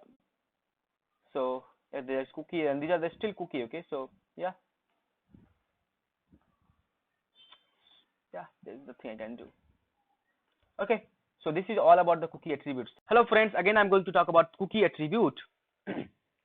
Let's say you are getting this kind of request. For example, you are getting, let's say, cookie attribute, let's say this one, security whatever PHP session ID, you are getting something like this. Okay, so there should be some, if they are using, there should be some secure flag. If there is no secure flag, or there is no HTTP only, then there is a vulnerability, because I already discussed with you. Yes, so you can see this now, there is also a JSession ID, but there is no session flag, so it's a cookie session flag, cookie secure flag, then there is a vulnerability. For example, this request having a PHP session ID, but there is no secure flag, so it's a vulnerability, and they accepted this. This request also have session ID, but there is no secure flag, but there is HTTP only, so it's, they protected the HTTP only, but they forgot to you can say the cookie flag. HTTP only is for, should always set, even through not even every browser supports it, but these attributes add in securing the cookie from being accessed by a client-side script. So, but they forgot secure flag. Okay, not an issue. So, for example, you can see this is a cookie. In the cookie, you can see there's a session ID, but there is no cookie secure flag. If there is no secure flag, see this. So this is a way to find vulnerabilities. Thank you so much. Hello friends, now I'm going to talk about exposed session variables. That also important. Why it's important, we'll be talking about that first. But first, let me simply make a title of this exposed session variables. Okay, so the session token may be consisting cookie, session ID, hidden field. If exposed, will usually enable an attacker to impersonate a victim and access the applications illegitimately. It is important that they are protected from eavesdropping at all times. That means first it should be traversed with HTTPS. Okay, in transit between the client browser and the application server must be secure first of all. Okay, now each time session ID data is passed between the client and the server, the protocol cache and privacy directive and body should be examined. Transport security here refers to session ID passed in GET or POST request, message bodies or other means over valid HTTP request. Now, The first I'm going to talk about encryptions and reuse of session token vulnerabilities. So, but basically what you have to look for this exposed session variables, how are session ID transferred. The first things you should look for, the how are session ID transferred. If it's transferred in gate based, then you should report it, but because it should be transferred in post based, okay, form field including hidden fields or something. So okay, no, it's a session ID transfer in gate, post or something, then there should be one vulnerability, okay. So it shouldn't first pass. If it's transferred in gate post, then there is a vulnerability, or any form field, then there is a vulnerability, okay. The first thing. Second, you should look for, are session ID always sent over encrypted transport by default. So our session ID always sent over encrypted transport by default. Let's say if you are browsing application and you got the session ID is also sent over HTTP application, then there is a vulnerability, yes. Okay, then there is a big vulnerability, okay. Now the third you should look for, is it possible to manipulate the applications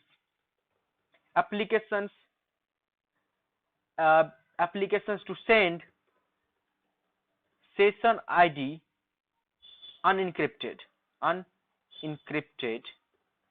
Let's say changing HTTP to HTTPS, then there is a vulnerability, yes. Or maybe you can say HTTPS to HTTP, then there is a vulnerability, yes. So fourth one. Now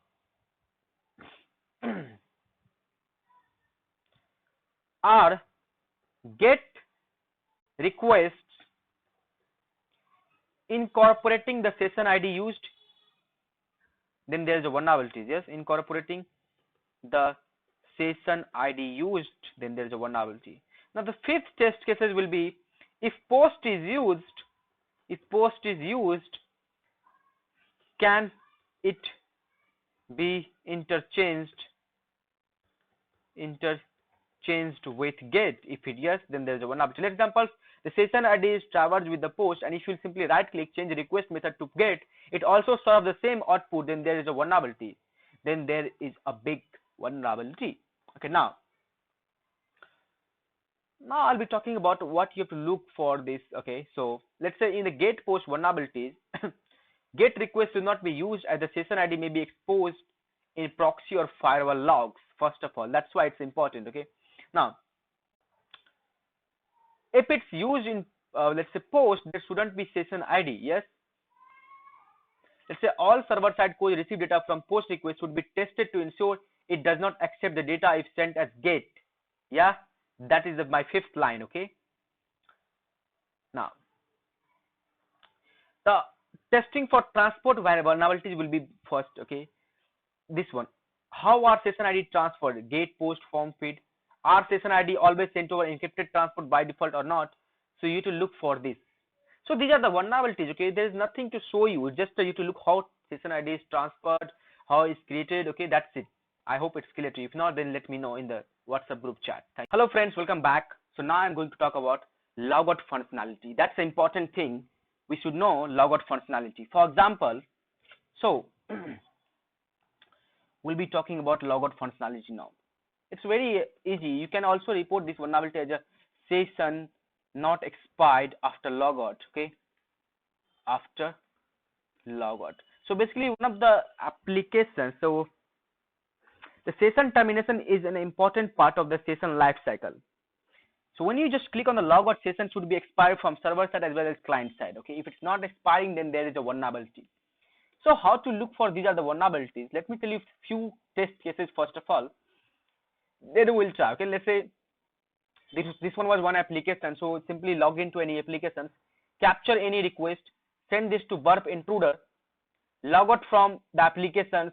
Now start including that capture request which is carrying the old destroyed session. Okay, try login from other device. Every time Burp intruder sends a request, the present logged in account will be logged out automatically. So if you keep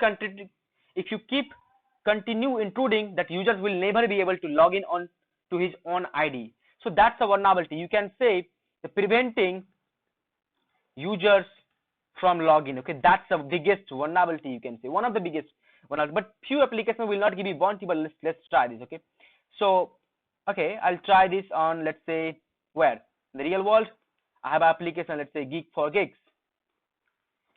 Okay, so let's log in. Okay, so this is my username password. I don't know what's the username password. I'll get to know. Okay, what's my username password. Okay, I hope you don't do anything. Okay, so okay, so I have my username passwords. So I capture the request. Okay, you can see this now. I capture the request. Okay, so I capture this request from the Firefox, and this is my request. I'll click on the profile. So I just click on the profile.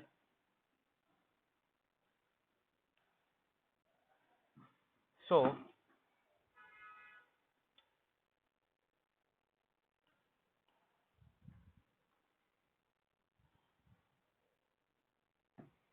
okay,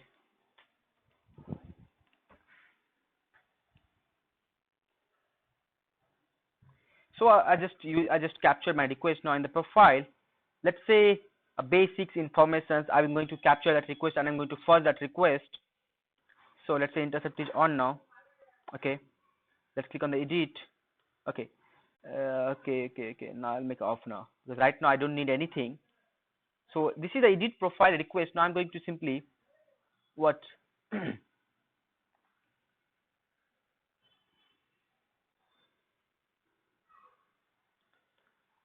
so there is submit button. So let's capture this request. Intercept is off now. I'll click on the submit. So I just capture this request. This is the request. I'll right click, send this to repeater for backup purpose. So in the repeater, you can see this now, request is submitted. Yes, so it's perfect. Now request is submitted. Now let's, if I click on the go now on the same request, what's the response? The response is some error record, please reload the page. Okay, that means they are using some kind of CSRF token, so we cannot. Okay, now not on this. Okay, so let's say I'll just capture the my profile request. Let's say if I'm clicking on the basics, maybe I should capture that one only. So let's click on the proxy. Intercept is on now. Let's click on the basics. So I just capture that request. This is the basics. Okay, this is the basic. Okay, I'll right click, send this to repeater. So in the repeater, if I'm clicking on the go, what's the response? So response is okay, perfect. The response, I'm getting the response correctly. There's, if I'll click offensive hunter 007. Okay, now what I will do now, I'll log out this. So what I should log out? Yes, where is the log out button? So there is a log out button. Now according to that my steps, I have to right click, send this to intruder. Go to intruder positions. I will first clear that is the destroyed cookies. Okay, now I'll try to send this to intruder. Let's say add payloads. I'll send this to, let's say, simple list to numbers from, let's say, 1 to this much now. Okay, now I'll try to log in here. Let's say Geek for Gigs. If I'll be logging, then there is a no vulnerability, but I'm just trying. Okay, you have to try same way in any other applications. Okay, so let's click on the login. So I guess I have my username password. I'm just trying in my Chrome browser. So let's try this. Sorry. Okay,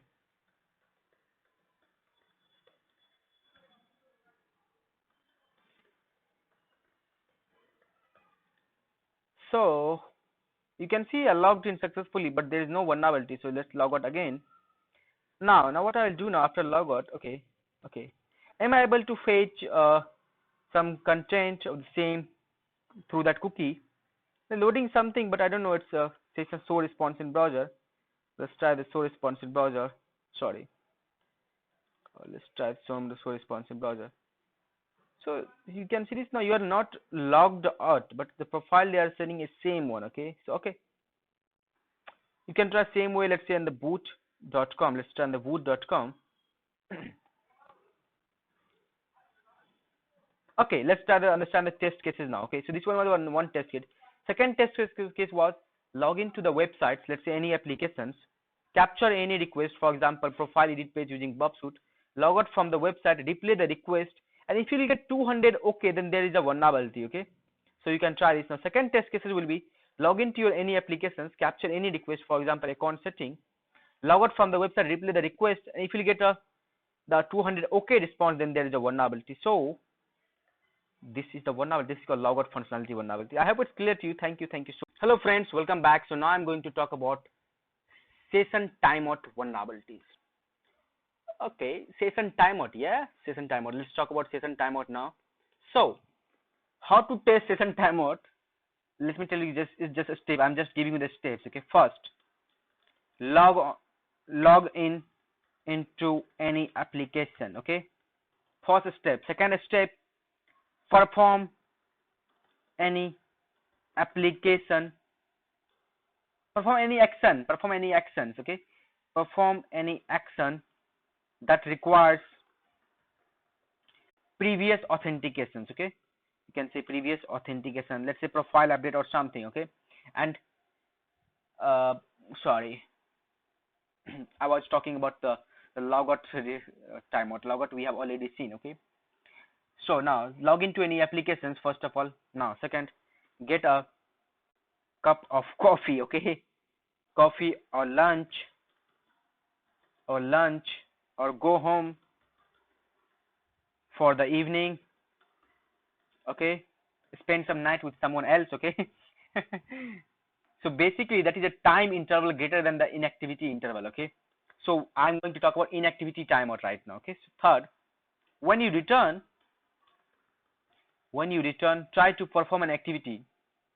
So try to perform an activity. Let's simply go to some profile update page. Okay, try to perform some activity that requires previous authentications. What previous authentications? Obviously, if you profile update, this will okay. Now, if the action is successful, then there is a vulnerability. Yes, because there's a session timeout should be there. Yes, so if the action will be performed, then there is a vulnerability.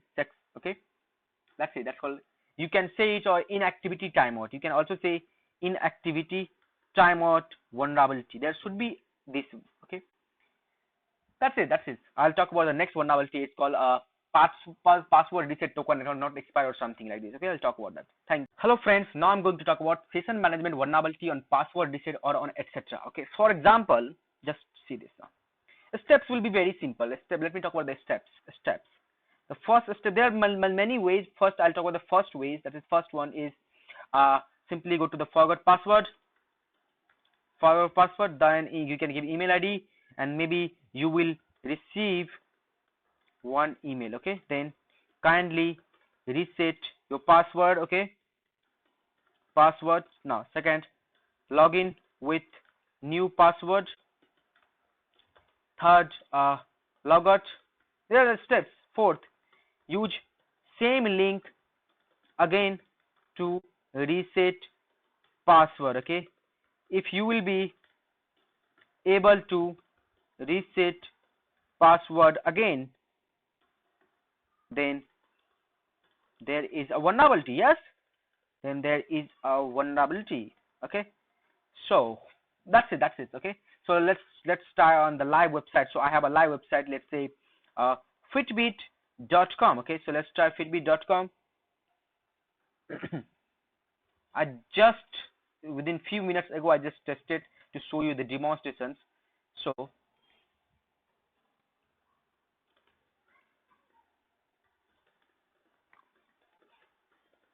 okay, so what I'm doing with you right now is sending you something important.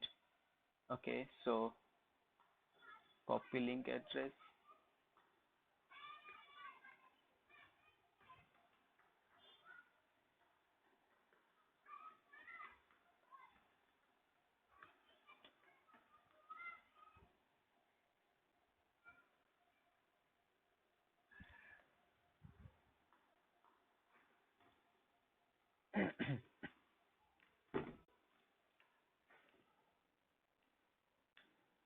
Okay, so wait.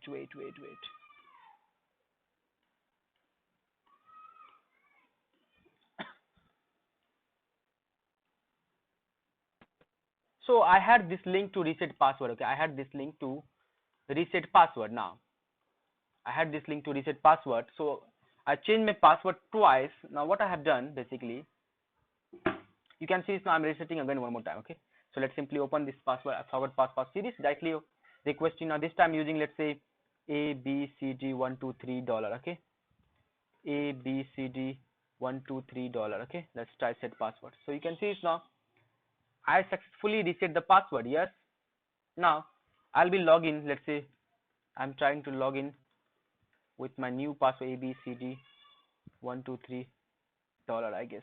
Yeah, let's try this. Okay, user doesn't exist or password is wrong. Maybe ABCD123 I guess. What password I gave, I don't know. Let's try one more time. So I'll try, let's say, 7 hash paste. Okay. Okay, so let me reset password. So okay, I just used to reset password. Now I'll try to log in. Let's say this is my account, so let's try to log in.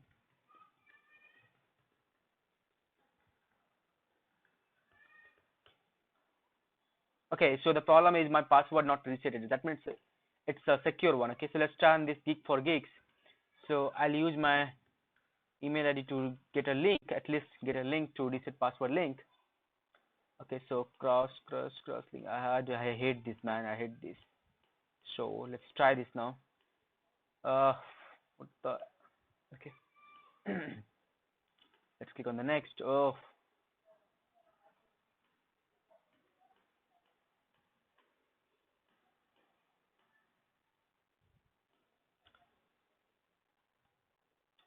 So I got the link, but I will not reset the password. Okay, I will not reset the password first. Okay, no, let's reset and then log in. Okay, so I'm sending you the link to you to reset the passwords. I have the link. Okay, so okay, so I just sent you. I just got one link. Let's see on this. This is my chat, personal chat. Okay, so this is the link to reset the password. So let's try to reset the password. Not the Fitbit one, this one. Okay, let's go to this one. Okay. Okay, so I can reset my password. So let's try this reset my password. So let's say I'm just trying to reset my password. So okay.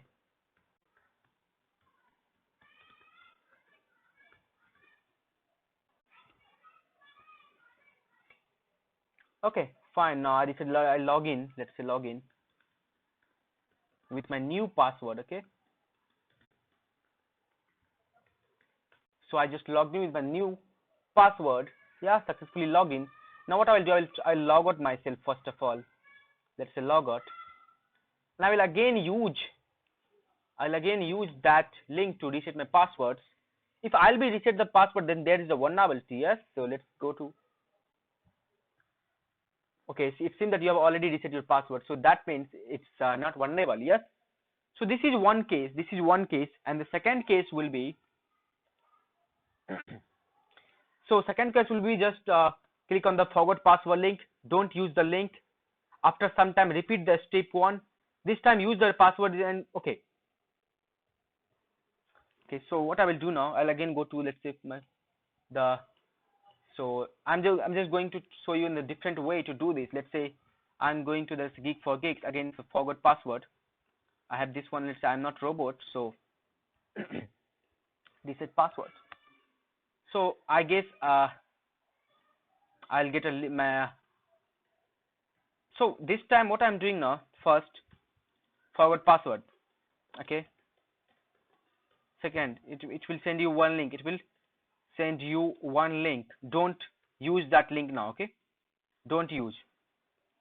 So I'm just showing you the different approach. Don't use. Okay. Now Second, repeat the step 1. Okay, repeat the step 1.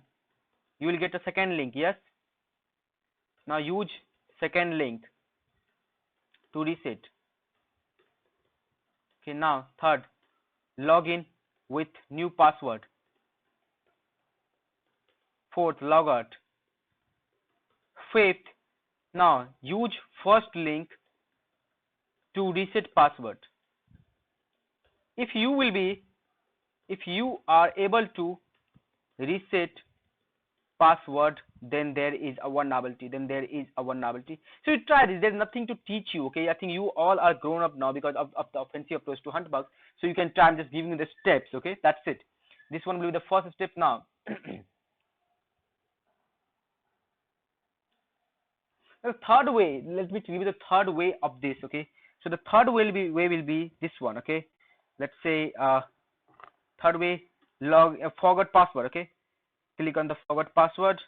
Okay, get the link. Second, do not reset your password. Just log in with your old password. Okay, old password. Do not try to reset or something. Okay. Now third, update your email. Okay, update your email ID. Update your email ID. Fourth, log out and use that password reset link to reset your password. If you will be able to reset, then there is a vulnerability. Yes, if password will be changed, then there is a vulnerability. Okay, so yeah, this you can try this now. Now the next one is, let's say, another way. This one is also important. Now the next one is sorry, I have to use, let's say,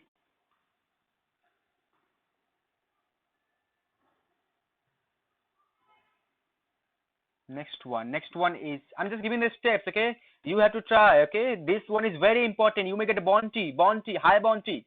Now next one is, let's say, login to any application. Sorry, forgot password. Okay, let's say forgot password. Now get a link. Yes, get a link.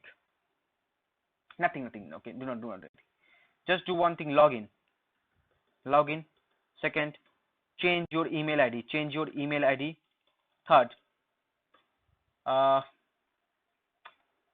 Third, go to forgot password page.